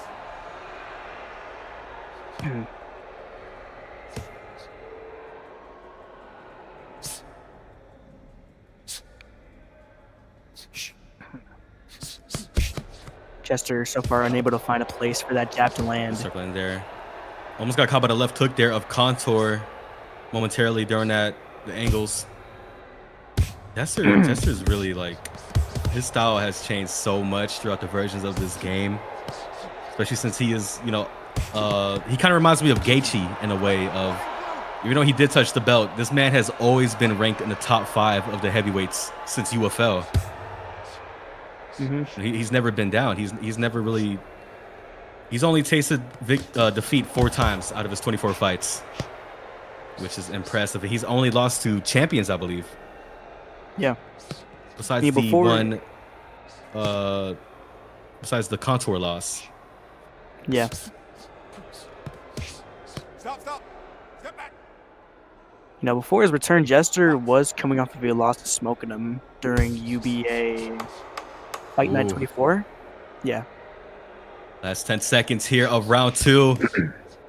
So far, this could be looking like Contour's fight as he's been more active in this one, but Jester is kind of trading with him there. Wow, 2 rounds down, 1 more to go. Closer look at Jester and Contour promo. One of the biggest fights of the night. Your buddy Tyler Wynn wanted me to corner you. Oh. Use that range to keep him at the end of your jab. You got the fight coach in his corner. Smart pressure.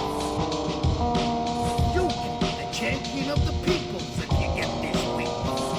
Let's give these people a fight for the ages. All right, kid.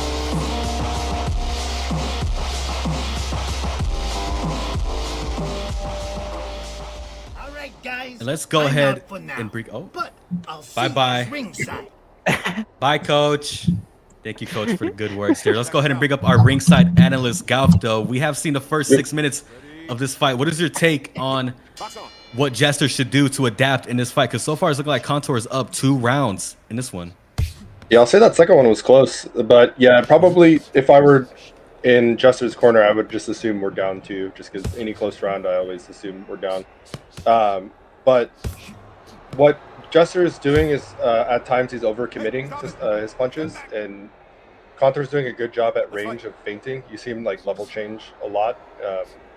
So Jester feinting and then sidestepping or moving out is just going to open up more for him, especially if he can go around his lead hand. But at the very least, I'd like to see him shorten his steps on the inside. Break it up. No holding. But I am liking the change of style Let's go. from Contour. It's a lot better than what I've seen before. Oh, it's very different, and it looks like he has his shot selection and timing more understood as well there too. Jester landed a good right cross there, took a little break, returned with the double jab. One thing I like that Jester does too is he shoots his cross and then he jabs right after. There's been a few boxers in real life that does that. I believe Gennady Golovkin is one that does that. Manny Pacquiao and much more. But starting off with the cross and ending off with the jab, it's a very good punch. He could turn it into a three-punch combination and shoot that cross right after the jab. Hester's having a harder time finding his tempo in this fight relative to how you see him before. Hey, stop it. No holding. Fight. The top heavyweights, and just a reminder that Contour is the #2 ranked heavyweight, might be the #1 following his win off Blue, following a 4-0 undefeated record, or 5-0. Might be 5 following that Blue fight. Let's go. So Contour's doing something. Oh, good. I think he was 2-0 before that Jester fight. Then Oh yeah, so he is 4. Yeah. My bad, my mistakes.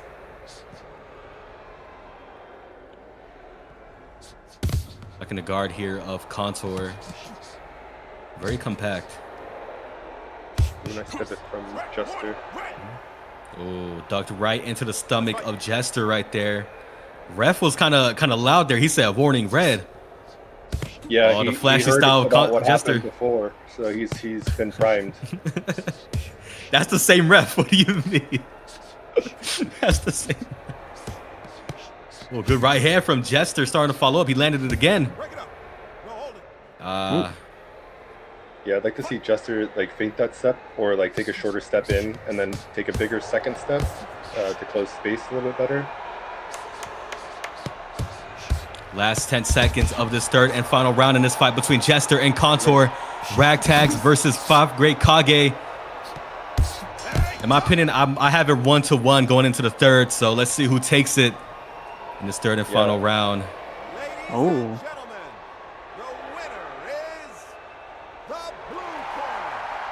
Contour takes it for his team. And we were correct. It was a 2-1 score for Contour. Contour took round 1. Jester took round 2. Contour taking round 3. And in case anyone wants to see the damage, I'll go ahead and pull that up real quick for y'all. Ooh. But what a fight, though. We take it to the Kage corner, though, in the battle room. Who will he put in following the loss? You know, Ragtags is up 1-0. Will he put Bodhi or will he put Tyborg? Bodhi, the heavyweight champion. Tyborg, a well-figured and well-known name in the Thor to Fight 2 community.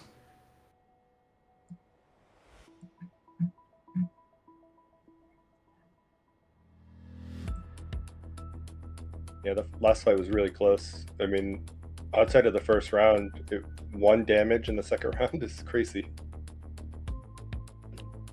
Yeah, like 1 punch was all it took for Jester to edge out that round. It might have just been a sneeze that got him that 1 damage. I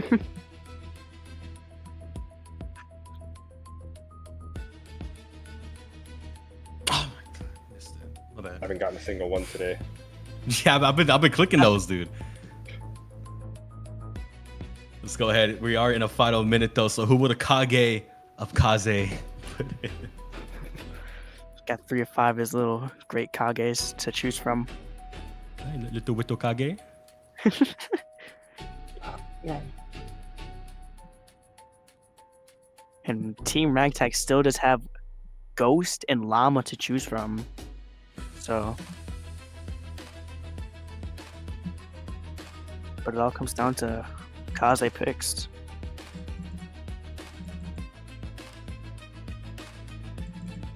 I think this damage system, there's like something, a testament to say about it, because you've seen a change, and not just in one person's fighting style, right? You've seen multiple people become more technical in their fighting style just in UBA, other leagues as well, and you're seeing less of like the loading up on one big punch, hoping for the best.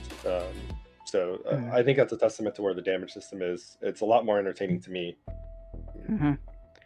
Well, the pick is in for 5 Great Kage. Moving down the list, we have Blackout Bodhi, the UBA heavyweight champion, stepping in for the second fight of this matchup.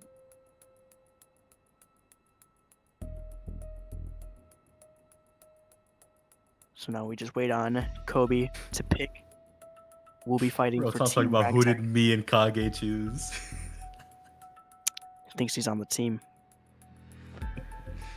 About the who is this guy? But yeah, we take it to the Ragtags where, you know, Kobe is the emergency captain. So who we put in? He put in Llama to go up against Bodhi. Ooh, this is a potential lightweight champion taking on the heavyweight champion. Llama being the #1 ranked lightweight, taking on Rico on Fight Night 30 next week for that vacant lightweight title. But wow, Bodhi versus Llama. That means the mandatory bout next up is Tyborg and Ghost. Oh, what a bang. Hold on. That's a good matchup. Tyborg and Ghost. That's a good fight. yeah. I'd also like to mention this is a rematch between Bodhi and Llama. These two fought in the VBA World Cup finals. Japan versus Argentina. Shout out VBMA. Join up. One of the partners of UBA. Also one of the partners too is Bloodshed Coliseum. Show some love, guys. Show some love. There is the card collections too, guys. Go rip them cards. Wait, hold on. No, not like that. Cards. Hey, don't rip your cards. Don't rip your cards. Don't be Tornado.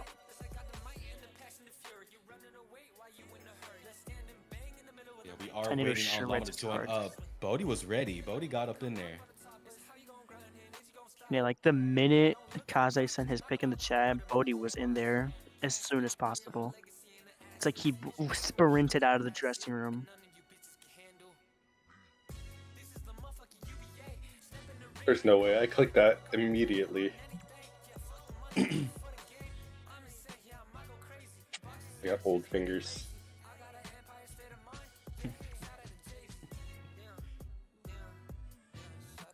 Gut's a avid lover of the GRX pen. He is one of the few, and I think the only person in history to be fully restored, have his CTE fully restored in order to his normal brain.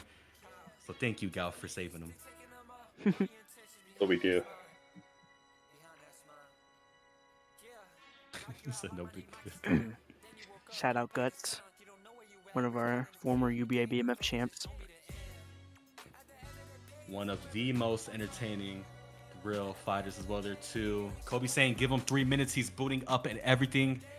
Guys, just a reminder, you got to make sure your fighters are ready or on call. And can't forget, shout out Manny, one of the owners of VBMA. And shout out Pooper, who's also in the chat. Go show some VBMA. Jesus Christ. Don't worry, I'll take it from here. Don't worry. Show some VBMA love, y'all. Show some love for VBMA. For VBMA. I should kill you. I should kill you now. On site. Yo, Manny, put that as the intro for the VBMA trailer. I hate you. I hate you. VBMA.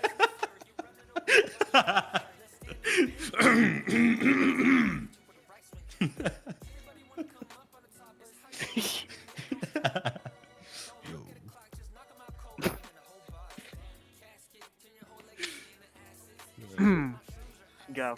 I'm sorry, Blu-ray, but like, I think you voice cracked every time you're on call. Yo, Galf, when you gonna deliver that puberty pen to my house? Your card got declined, so I've been waiting for payment to go through. My American Express black card. Yeah, we don't take that. You can work on an anti-voice crack serum. This is cool. Yo. Oh my god, everyone look at Pooper. He spelled cream wrong. Creme? Creme? Cream? It is Spanish, so. But here we go. Bodie in the red corner with the yellow, gold, and gray fit. Llama in the blue corner in his iconic white and green. Llama sporting and representing the ragtags. Bodie representing 5 Great Kage. First round, 3 minutes of 3 rounds. You know, Blu-ray, you say this is a rematch. Who took the fight the first time they fought in the VBMA World Cup? I think it was Bodie, even though his headset died in like the 4th round. Oh. Which is probably one of the dumbest things I've ever heard of, but yeah. You telling me Jesse could have won?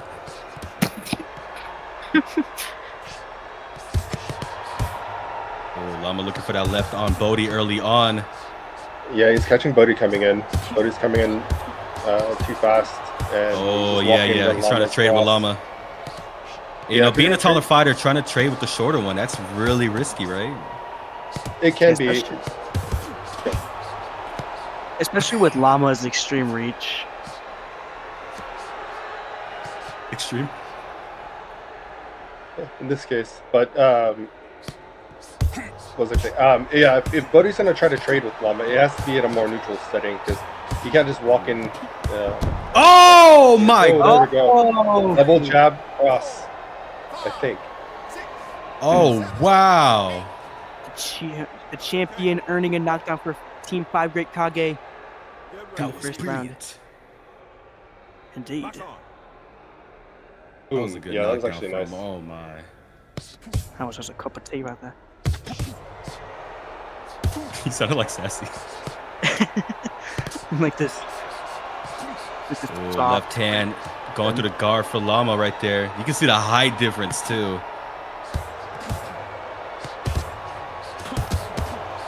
Ooh. For the top, got 3. Yeah, something that Bodie could do that I think would make him even better is he has a decent jab when he throws it, but a lot of the time he just relies on his opponent getting in range and then throwing up top, because he's usually taller. But if he fights behind the jab more, it's just going to open everything up. Teammate of Llama Ghost saying this is what you get for playing Apex instead of warming up. Teamwork there. Oh, left cross landed for Llama. Good there. One thing I like about Llama is when he frames, when he tries to circle out. He's using his reach to his advantage. But yeah, just this height difference. Oh my God. Ooh. Yeah, like there's a lot of times, well, he's hurt now, but there's a lot of times like here, he's in jabbing range. It's free damage. Like, he doesn't even have to commit to it.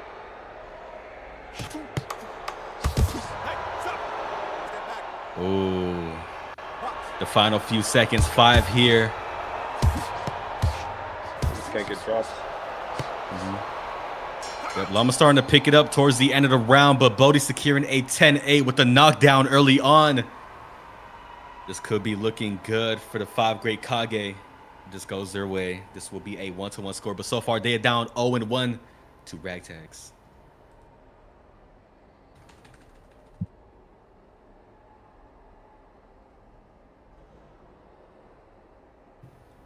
Yeah, that was a good knockdown for Bodie in that first round. Llama tried countering with the 3-piece, and Bodie just moved in on the assault. There's the heavyweight champion in the corner. I believe the first champion to have a negative record, being 13-14. Hey, it happens. You get the right fights, or you just, you know, get better, lock in. Tevin Farmer started with a negative record. Not champ with a negative record, but he started out. And I think he became champ. Yeah. The second round, 3 minutes on the clock for this one. Round 2 of 3. Yeah, Bodie tried to start off immediately, but Llama used some subtle head movement, stripped out of the way. Ooh, Bodie hurt already.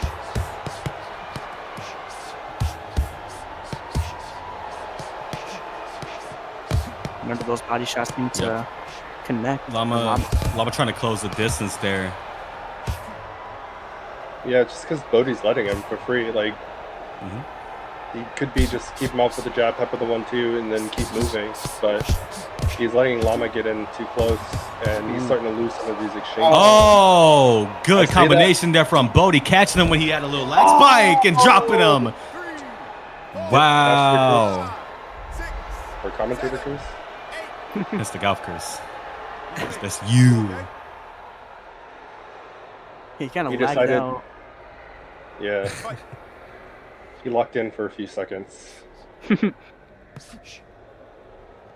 Make sure his mom didn't come into the room.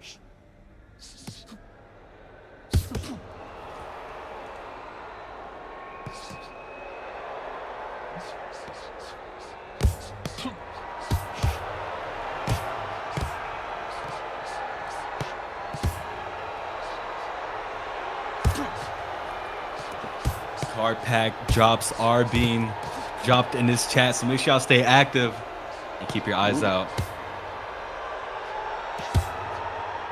So far, Bodie is up 10-8 in this round, though. Y'all can look at the right for the UBAE standings. Ring Reapers did get a win, so they will be moving up. Bodie does look a little bit hurt. Llama trying to capitalize on that.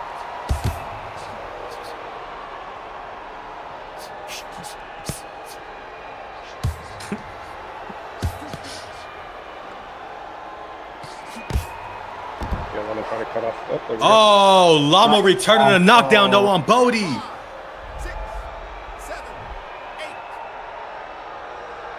8. You can see the instant replay right there. Bodie got to the body, tried circling out, lands a jab, misses the left hand, circles out again. Oh, it was the right hand. Like a shovel uppercut there. Or light jab.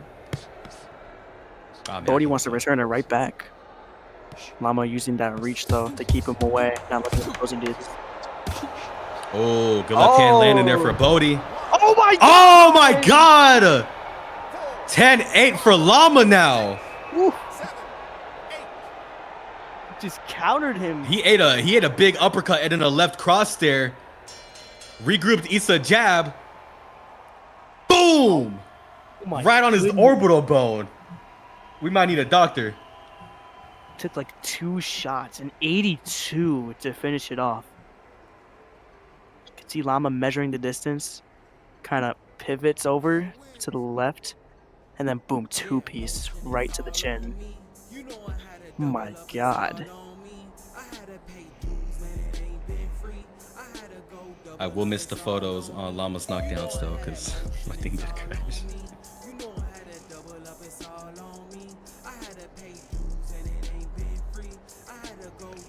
But wow, a 10-8 to 10-8.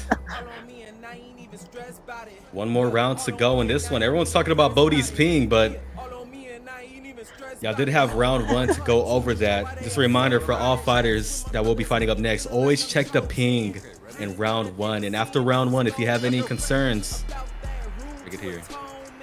I got a little statement. Ghost did just send something in chat saying, Llama, I swear if you win, continue playing Apex before a fight.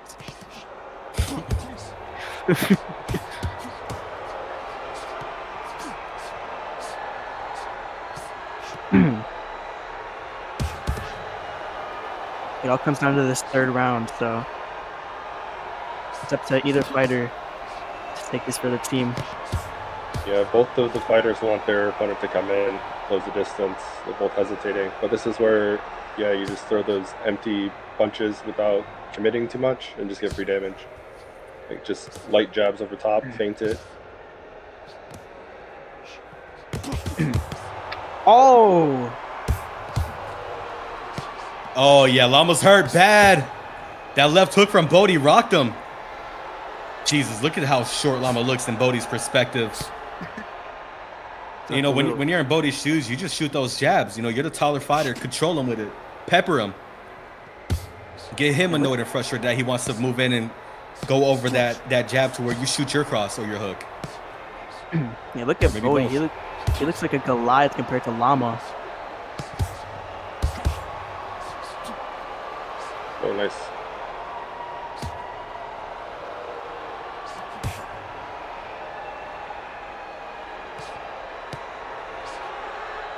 Not trading the Yo, jabs what there. the?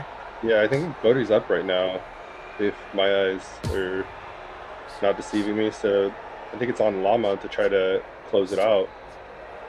Good head movement from Llama. Bodhi did catch him though. Oh, Llama hurt again. Bodhi looking for that uppercut on him. Yeah, Llama's this is trying to more- look for Grow the some uppercut. height. Oh, Llama slipped. Oh, Yeah, he tried to uppercut him there too. yeah, Bodhi ran right at him.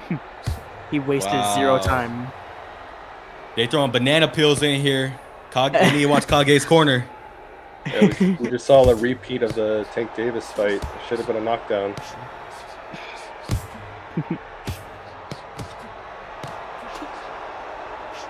Oh, Yeah, that's Gosh, not the where damage Bodhi looks wanted to be. very even in this fight so far, though.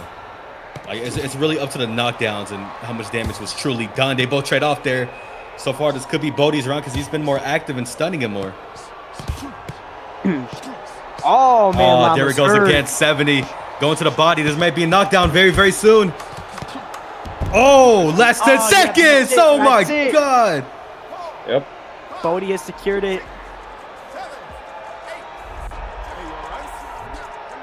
Oh my days. What a fight this was between Bodhi and Llama. Oh no, and Llama broke his neck. But Team 5 Great Kage does pick up. Oh, he's back. But The fight's now over. the scores are even. Team 5 Great Kage picking up their first win for tonight's matchup. And now the mandatory matchup, we have Tyborg versus Ghost before the cycle resets. Tyborg versus Ghost. What a matchup this is. Yeah, Bodhi just knows when to turn it up, and knows how to he can keep up the pace. So that's just something if you're fighting Bodhi, you just have to keep that in mind. He's not going to tire out, so you have to be more careful with the way you fight him and approach it. You can't just try to go in there and trade with him. He does big damage. You got to set up your punches a little bit better. He's obviously beatable, but you just have to go into it with a different mindset. Going in and trading is hard to win.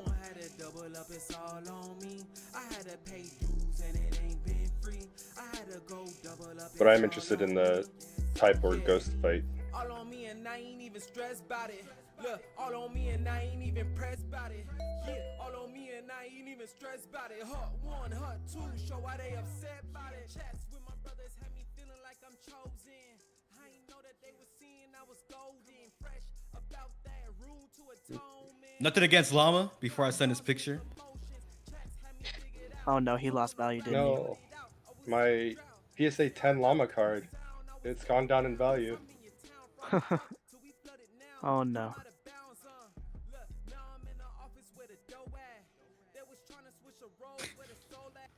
Both fighters are locked and loaded, though. Tyborg and Ghost ready to throw down for the mandatory bout. Both teams 1-1 on the score. The winner of this will bring that 2-1 lead.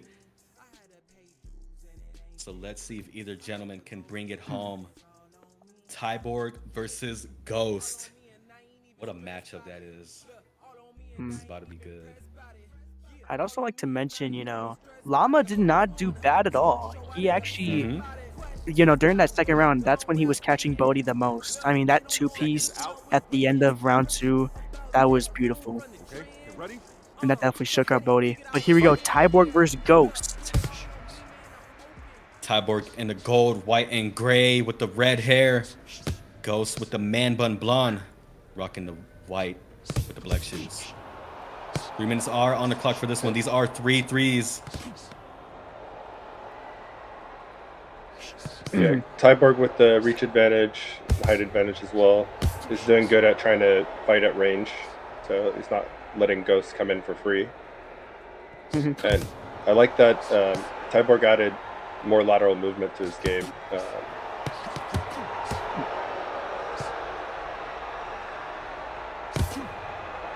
Ooh, but a good jab for Ghost. Tyborg does return it back, though.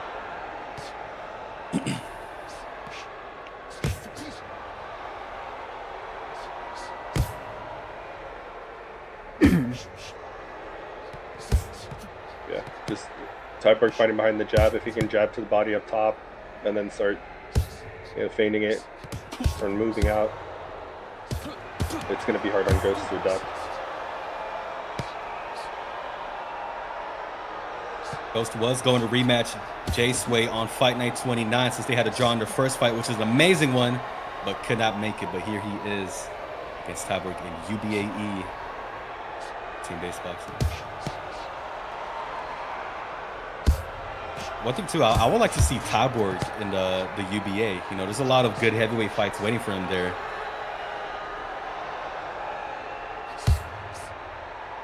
Yeah, I like to imagine he might have his mind made up after UBAE.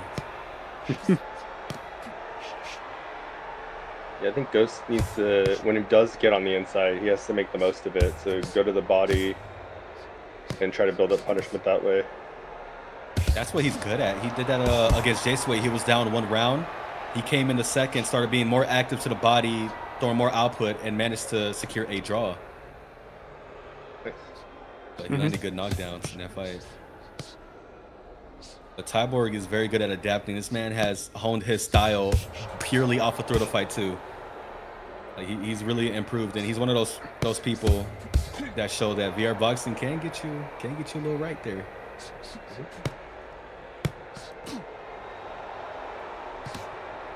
Good jab here from Tyborg. Yeah, I'd like to just see him keep throwing it out there. He's committing to, I think, more shots than he needs to. But I mean, it's more of a nitpick.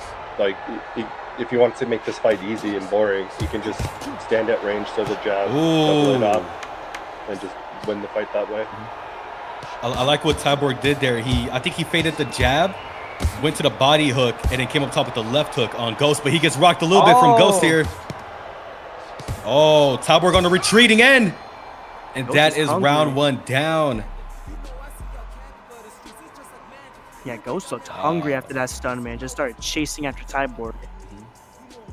I still really like that sequence Tyborg had where he feinted that jab, went to the body, and came up top with that left hook. It landed very well on him.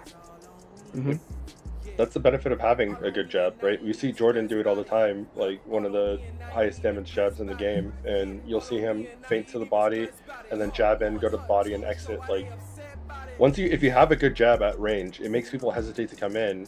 It's free damage on your part, but then you also get to mix it in with feints and things, so it just creates ways to shut your opponent down, especially if you have the footwork to back it up.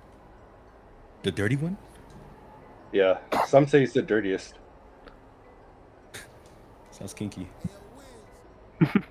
We do have the third and final round coming up, though. Oh, wait, no, that was the first round. I was going to say, am I off? Did I miss? Box on. Drinking too early, Second round here, 3 minutes on the clock. Okay, so we got Tyborg is the red hair with the white and gold shorts. Ghost is the shorter fighter with the man bun and the white kit. Both teams are tied 1-1 in this score so far. Oh, I'm curious too. Who do y'all think took that first round between both of them? I think it was probably a Tyborg round, but Ghost did try to even it up at the end, so it's hard to tell for sure. I agree. I will lean towards Tyborg in that round, just based off of his work and what he's landed. And as for damage, I think it's a small.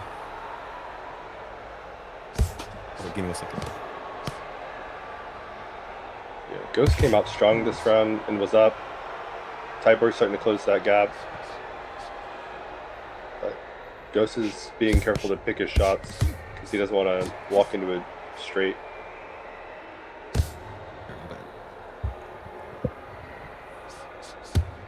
Yeah, as I was saying, though, I think it would be a very, very small difference in damage, just seeing off of how they traded and the damage numbers that have been showing when they had these little sequences of trading or landing. Yeah, like at this range, oh, that was a nice pivot off. I'd like to see Tyberg to try to see if he can throw the body jab.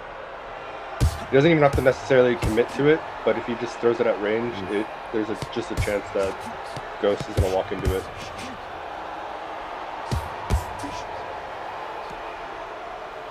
Nice catch and counter there.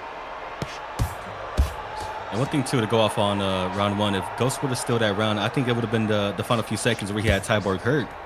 That could have taken it. Tyborg's landing a good right hand after that jab, and then a combination off with the jab. Yeah, Tyborg is landing big on the inside. I think just sheer numbers, Ghost is winning more of his exchanges. I'd like to see Tyborg stick to going back to fighting at his range and then be up a punch or two before he's even able to make it in, right? Like if you land a jab or you double it up, oh, there we go. Ooh. Yep. Then it's just free damage. And Yeah, then I you're going to win like most right exchanges.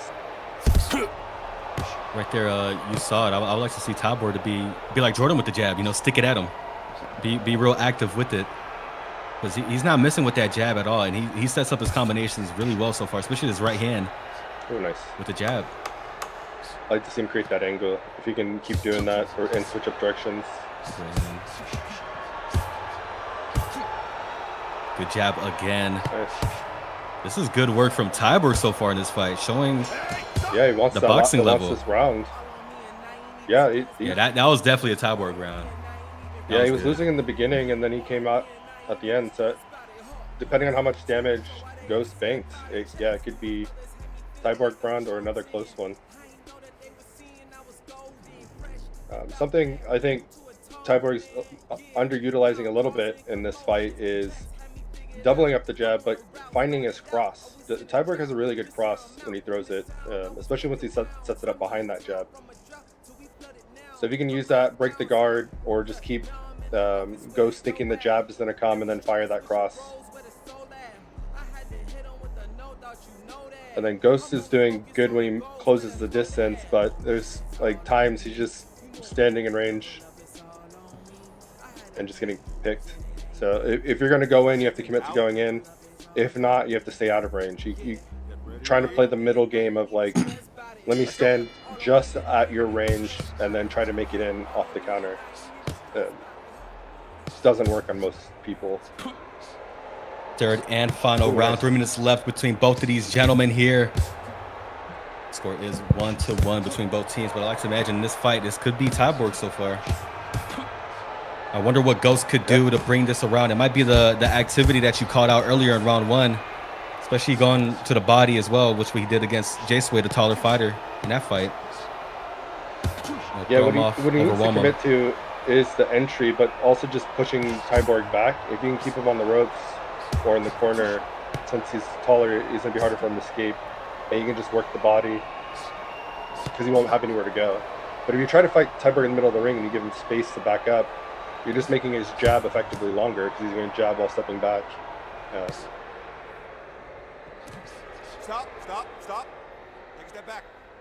Neutral clinch separation there. Both men not at fault.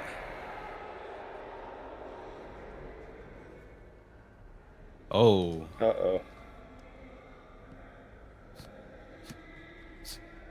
Give him a... Looks like he's picking up the phone.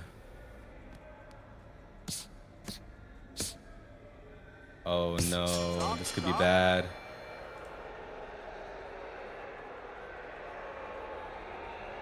Ladies and gentlemen, the winner is... Looks like technical issues there from Ghost. Disconnected. You know what the damage is?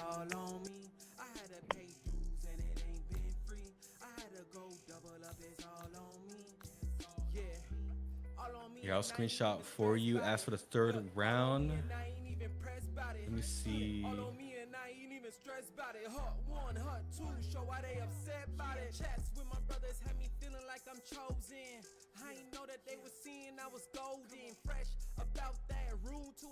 Tyborg was up by 200 in the third round. Looking at my data thing.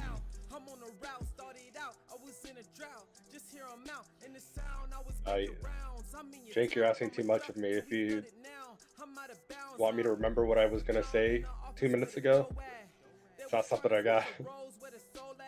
Oh, wait, now I understand the joke. My bad. If both fighters ready, we could continue off the final round. What was the first 2 rounds? The first 2 rounds were What was it? 1-1 or 2-0. 2-0. uh, It was for Tyborg 2-0. okay. And Tyborg was up 200 in the 3rd round. And there was how much time left in that 3rd round? It was like 30 seconds. I think no, it was like a minute 40. Oh, okay, I was way off. Yeah, the final round. Yeah, since they're both here, readied up. Can give them another round. Call it. It's over. WTF.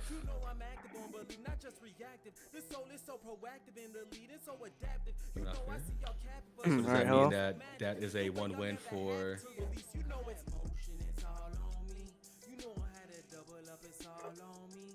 Kage, you just shut your mouth. I know what you're trying to do. He's on whoever's team or whoever's side. He's a.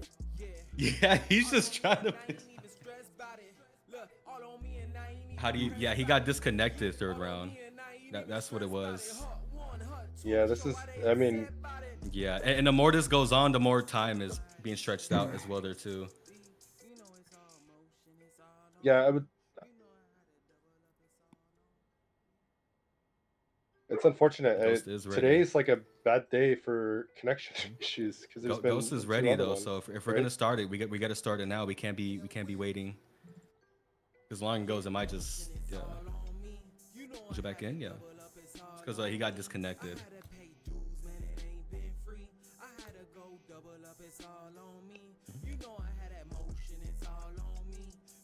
Our apologies again there if there's any misconfusions, mishaps. Tyborg saying any complaints, please go to Gauss DMs. Tyborg said he'll take it. He doesn't want no excuses. Alright, you guys can hear me? Big respect there. Yes, we can. My mic just connected for some reason.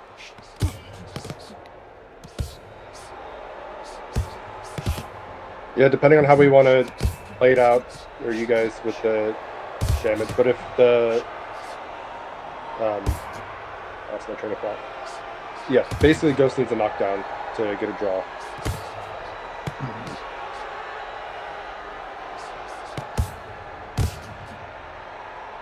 Not much landing for either fighter.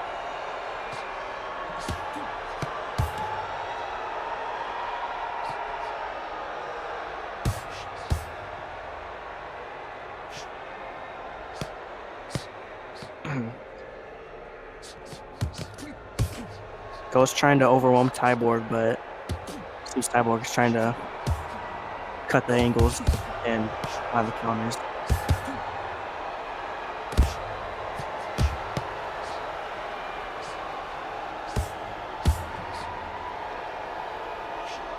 Tyborg's doing a good job of creating space. He's not backing straight up, and if he is like does move back to create space, he moves out immediately after.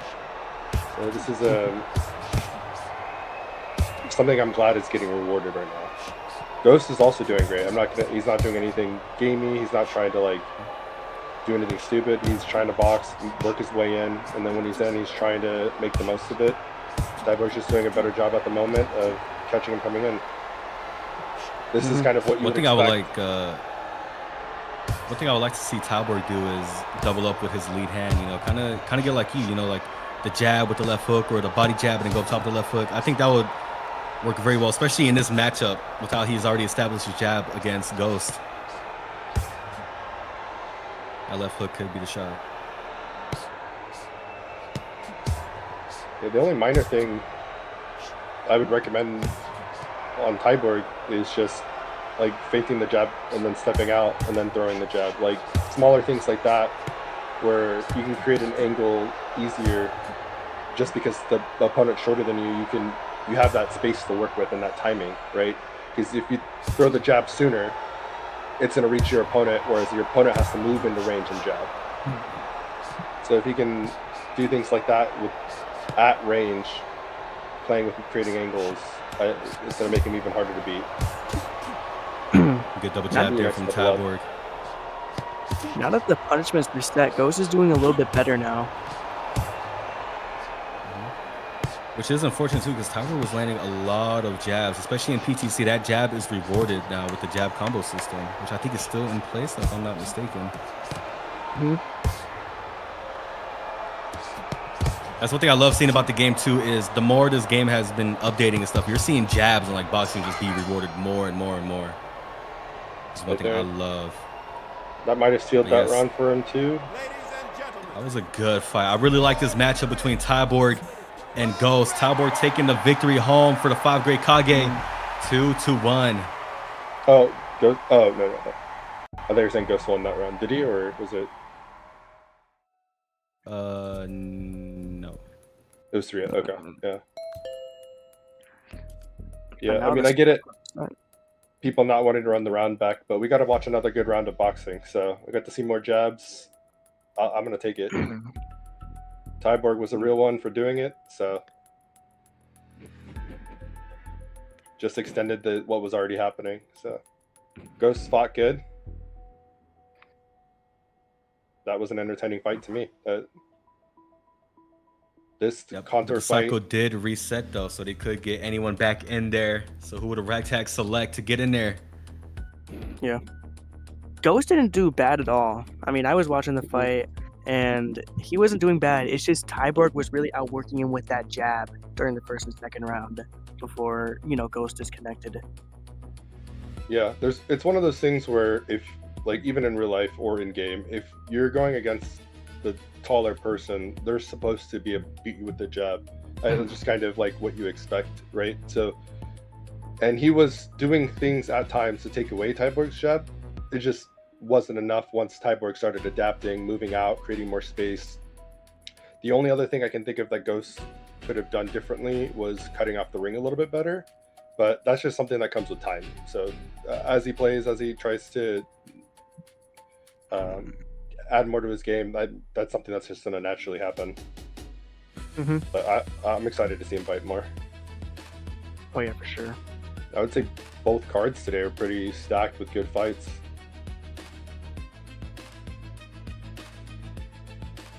Just waiting on the ragtag. pick though. Yeah, waiting on ragtags to throw in a fighter. Cycle was reset, so they can either throw Ghost back in there, or Contour or Llama. They had to pick already. Oh, what was it? Wait, what? Contour. Oh, it was Contour. My mistake. I didn't see the yellow circle there. So Contour Honestly, was the pick. If Tyborg didn't just go in, I would say Tyborg versus Contour would be a fun fight. Oh my. Oh my. The second pick is in, ladies and gentlemen, for the 5 Great Kage. Mind you, I just saw it when the person joined the lobby. But we are seeing a early one. Bodhi, the heavyweight champion, has been selected to represent the 5 Great Kage to go up against Contour. Wait, Kaze's saying he didn't pick. Huh? You say he didn't pick? Well, you're out of time, and he's in. He just put himself in there? Like, what just happened? Okay, now he picked. Now, for real, this time, it actually is. Now the pick is in, ladies and gentlemen. Representing the 5 Great Kage, Bodhi, the heavyweight champion, has been selected to represent the 5 Great Kage. This is also another rematch. Two did fight on the VBA World Cup too.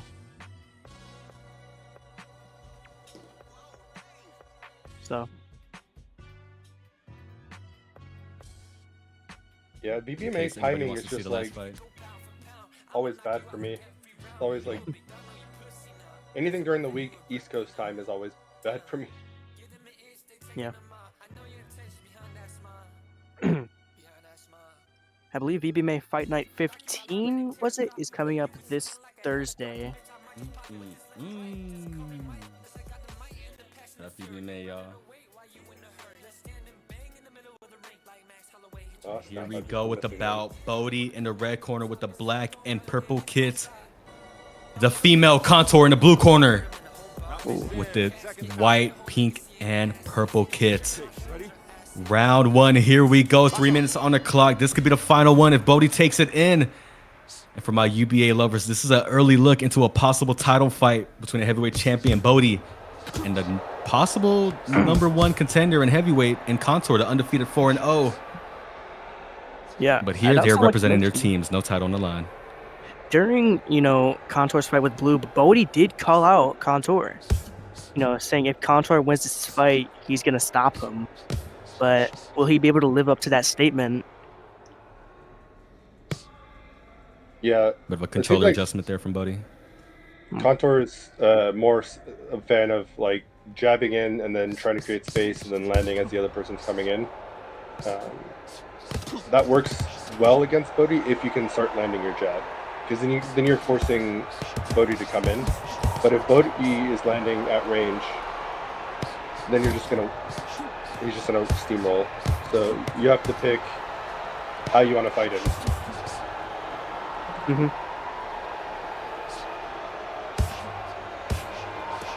And Contour's carrying some Ooh, big Contour wins getting on rocked a him. bit there from Bodhi. Contour does have 2 big fighters on his resume, Lube and Jester, and he did just beat Jester earlier. If you missed it. Yeah, I saw that one. That was a good fight. Mm-hmm. Contour needs to move. He needs to create that space. That mid-range and long range is his, but he's letting Bodhi stay in too long.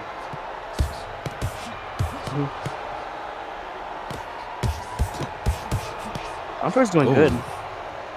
Yeah, Contour's style looks very what's it called? Very awkward to deal with. Seeing the way he leans, how he moves, how fidgety he is. I imagine that's very awkward to deal with. That's when you're trying to time him, you're trying to look clean. Yeah, I did spar Contour not too long ago, and he has a very awkward style to deal with. Your timing's gotta be on point. Yeah, he's been, even today, you noticed it in a lot yesterday or his last fight. He's doing a lot more feigning at range, and he's doing a lot of awkward stuff to create space. In this fight against someone like Bodhi, it's like trying to cross somebody and expect them to react, but they don't know what's happening, so they just stand in front of you in basketball. Not to say Bodhi doesn't understand feints, but it's a different type of fighter feints are going to have more of an effect on. Oh, strong jab. Heavyweight champion of UBA. Contour's Final doing 10 pretty seconds good of round 1. Contour's doing pretty good at managing his distance again. Oh, Jesus Christ! Yeah, when Contour picks when he wants to fight a little bit better instead of trying to trade, which he started doing towards the end, he's getting the better of the exchanges. But when Bodhi gets in close and he just tries to push Bodhi off just by fighting, just by throwing, he's getting the worst of the exchanges. So here, you got like 2 feints, a jab, and then he's just in range too long.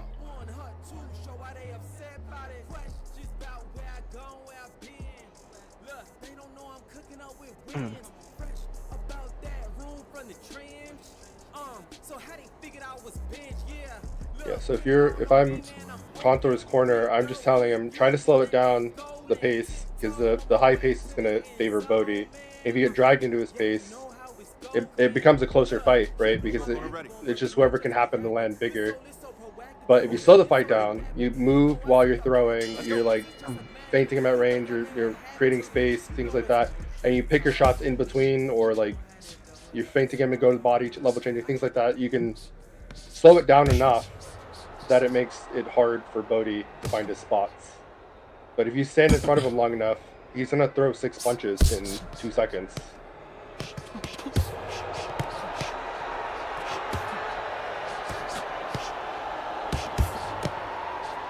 Oh, both men getting more confident here to trade off. Contour being more active on his foot.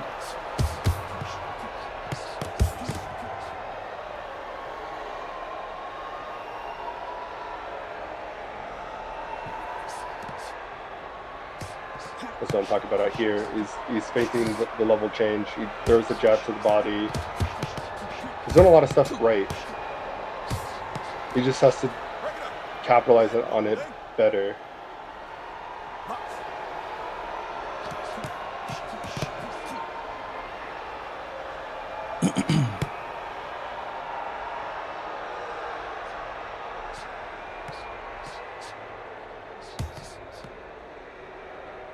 Ultimate's towing it down a little bit here in this round.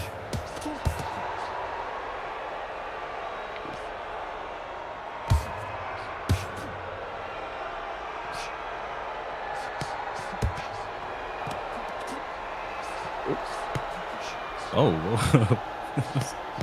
Bobbing and weaving. If it works, it works. All I know is that was not below the belt, so that was good.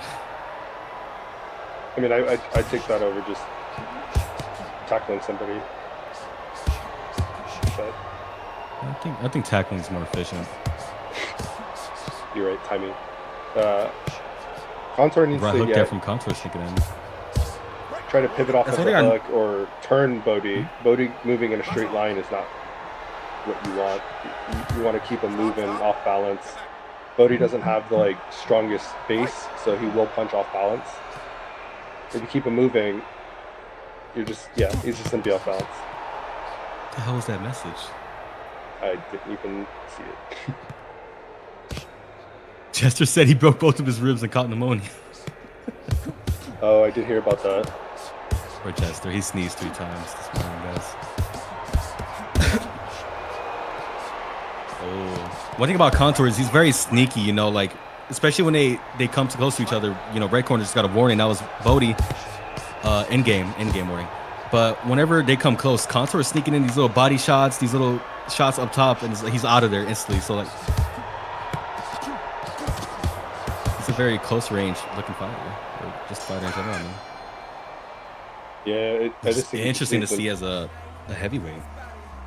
Pivot out more. He just needs to circle more.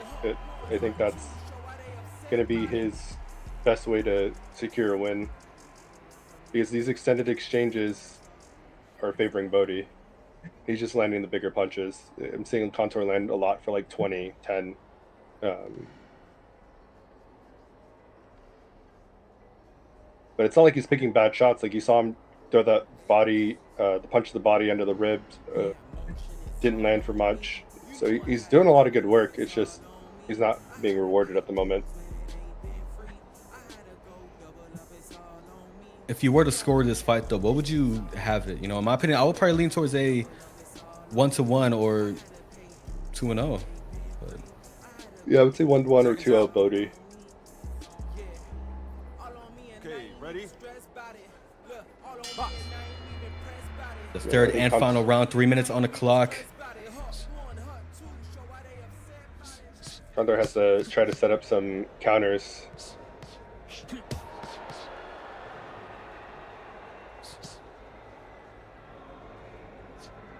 Keep stepping out on the jab.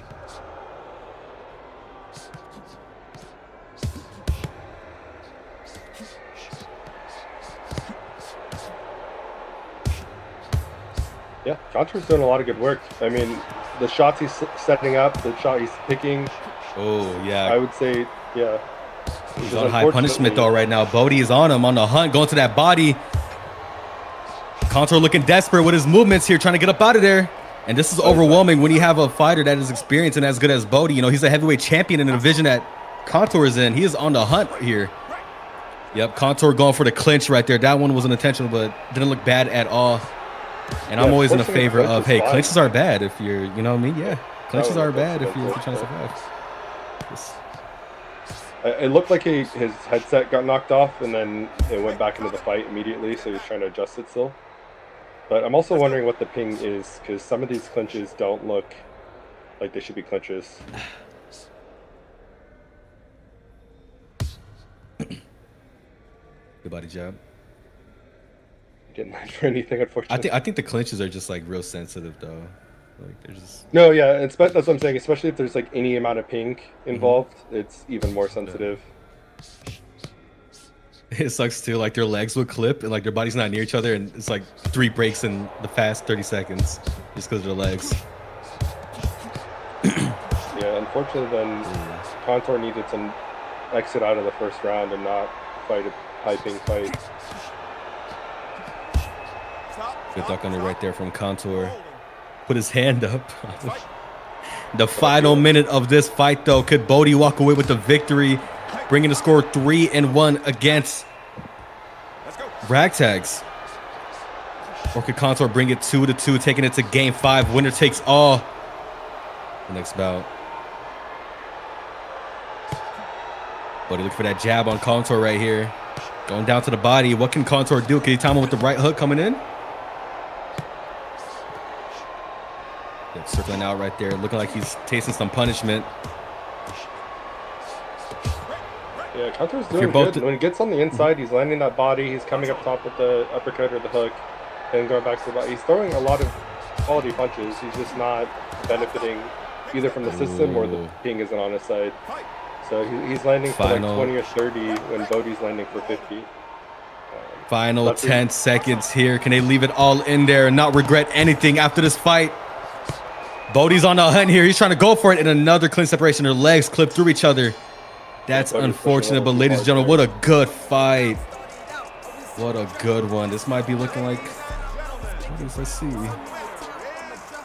Yeah, if I'm Contour or Contour's team, I'm not disappointed in that performance at all. That was a good fight to see, but Bodie takes it in.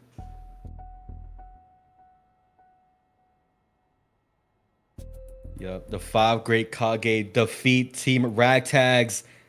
Moving on to 2-0. There is only like 2 teams that are 2-0, right? I'm sorry, I'm a little slow right now. Actually, let's go ahead and take a look at the standings. We like to lose it early and then make a comeback. That's our strategy every time. In case y'all missed it, Conference A is already good. That one's already settled. But for Conference B, Kage still stand tall at the #1 spot following 2-0. Ragtag's going 0-1, Reapers going 1-1, and Mud's going 0-2. Ladies and gentlemen, what a day here for week 2, day 2. Good, amazing fights. I'm not gonna lie, my favorite fight might have been... Actually, I'll let you answer first. Goff, what was your favorite fight so far from what we've seen? I mean, there's a lot of the fights I liked today. Tornado, both Yiz fights were good. The whole team's fights were good. The Jester Contour fight, I think, and then every fight today was good to me. There wasn't a lot of spamming. There wasn't a lot of like gaming the system. I'd say this series here also a lot of jabs, a lot of footwork. Overall, I would say I couldn't pick a single one that I liked. Maybe Contour Jester. That one was just interesting as a competition, but they were all good to me.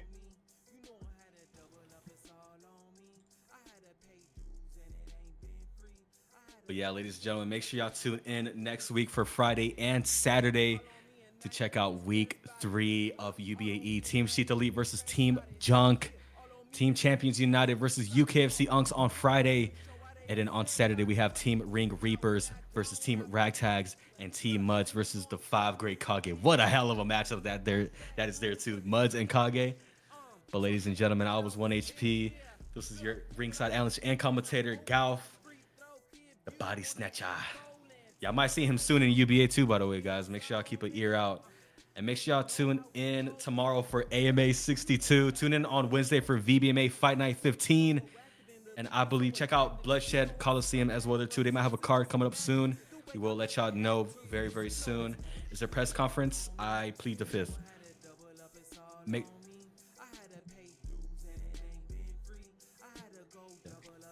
Yeah, to make up for those two, I'm gonna translate. To make up for those two, we will spoil y'all a little bit. But make sure y'all tune in next week for Fight Night 30. Llama versus Rico. The lightweight title is on the line. Nakota versus Carbon Shield in the 5-round co-main event. In the featured fight, Sage versus Jay Baka. Ronin versus Japan. Top lightweights going at it. Kobenomics welcoming Ilya to the UBA in a debut. Dragon welcoming Deuce to his debut. And the UBA Manny versus TBD because he is going to need a backup. Westy versus Yoshiki. Yoshiki making his debut. And Lazy Gamer versus Danny G. Ladies and gentlemen, we will see y'all